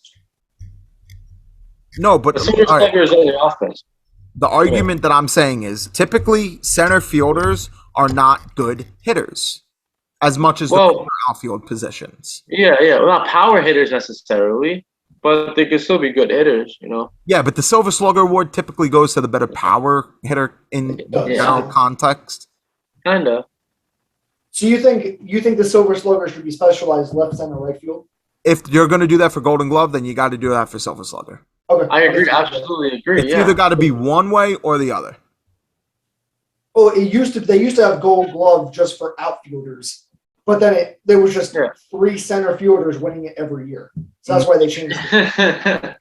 So you can't, like, you can't play like 50 games in left, 50 games in center, 50 games in right, and win a Gold Glove for the outfield. You know what I mean? Like, where would you win a Gold Glove for? I'm pretty sure if you do split time among Yeah. the outfield positions, but you're by far the best defensive outfielder, they'll probably give it to you at whichever one there's a higher separation of degree between. Like, if you play half your games in center and half your games in left, say there's like 2 really good center fielders, they'll probably give the center field one to the second guy and then the left field one to you if there's not a good left fielder. Yes, of course. But That's that what can't I- happen for Silver Slugger. It's different. There's what's that left fielder, center just- fielder. No, Silver Slugger, they just had 3. I'm sorry. What I meant was Gold Glove. Gold Glove. Yeah. Okay. All right. Yeah, it makes sense. All right. Anyway, well, I think it's time to wrap this up now. Yep. Sorry, had to yawn a little. It's already 2 in the morning now. Yeah, Yeah. 2 a.m. in Illinois. Well, listen, I had a great time. That was a really, really good Jeopardy. That was a great Jeopardy. Sorry, Vinny, had to So we've done. beat you. Wonderful. Sorry, Vinny, I had to beat you. Now, if you didn't get those 400 points, you would have been tied 600 to 600 going into the final question. Yeah, Four- what if? So I wonder what you would I like. I don't think Vinny would have voted if it was tied. He would have taken the tie, I think. Now, James, would you have gotten aggressive and given a guess to possibly, because you No, could only win one of those? No. I would have taken the tie. I'd rather Oh, tie you and tie? not lose. Yeah, Like, so, because Vinny didn't even want to guess when he was down. So if it was tied, he definitely wouldn't have guessed. So like ending in a tie would have been pretty immaculate, I think. yeah, that would have been the first ever. Yeah. Well, next week, not How about this? If it ever ends in a tie, I feel like we make it. Whoever is hosting makes a question on the fly. Yeah. And he says it verbally, and then that's how you decide it. all right. Yeah, I like that idea. Yeah. All right. Well, I think next week my brother has a Jeopardy for all 3 of us, and we'll do a 3-way Okay. Jeopardy. I'm gonna save mine then because I really want to use mine. Yeah. So what we're gonna do is we're gonna do my brother's for the 3-way, and then Yeah. we're gonna do yours, and then I think we're gonna take a small little break from the Jeopardies Yeah. and do other things. You know, invest our times in some other things. We'll go back to Jeopardies later when. Jeopardy's my favorite part. To be honest, I just love losing to you guys so badly. Honestly, I think we should just make Vinny be the Jeopardy maker from now on. He beat me though. He did beat me. Well, yeah, Yeah. because I mean, I do make the best Jeopardy stuff. I think the one I made today was the best one. yeah, Andrew's is definitely. Nah, dude. No way. We didn't get any questions, bro. We got like 5 questions between the 2 of us. That's not true. Yours had a bunch of mistakes in it. Mine had 1 mistake, bro. It wasn't one. It was like 5. It was one, maybe two. I had one. Yeah, I had a couple. It's okay. It's okay. I'm gonna get my vengeance on both of you next week. I have a chance to get both of you next week. And we have a This is the chance. first time all three of us are going up together. Yeah, it is. hell yeah. This is it. We're gonna even up the playing field. For real. I'm ready. I think this calls for a celebration. We all got to bring sparkling champagne. Okay. Apple juice. All right. I'll take apple juice. I love me some apple. Yeah, I know you probably got a gallon under your chair. No. I'm with water right now. I mean, it's empty, but like, I just. Where's my bottle? I have hint water, flavored water. Oh, hint water is disgusting. And then I also like. Yeah, okay, so like I'm not the only one. Oh shoot! I just completely sunk. My chair's broken, so sometimes it just randomly sinks. But no, this is. Fellas, listen, you guys are some cool fellas. You know that? You guys are some cool fellas, man. And I will get my revenge on you guys next week. But it was a great show, and it was a great Jeopardy, and it was a great episode. Thank you again, as always. I agree. Glad to be talking to you guys about all this. Yeah. Having some fun. Hopefully we have a baseball season. Oh my god. Absolutely. I hope so. Anyway, well, We're gonna listen. cut off in a second, so We're hopefully gonna have a baseball season. That's all we can do is pray. And what you guys can do is you guys can like, subscribe, comment, anything you feel the need to. Follow us on all our social medias. Link in the description down below. Spark Raving Sports. I will put the link of your video down below. We take no credit of it. That's your video. I just wanted to torment Vinny here. That's all I gotta say. You guys enjoy your night. You guys, I'll talk to you guys later.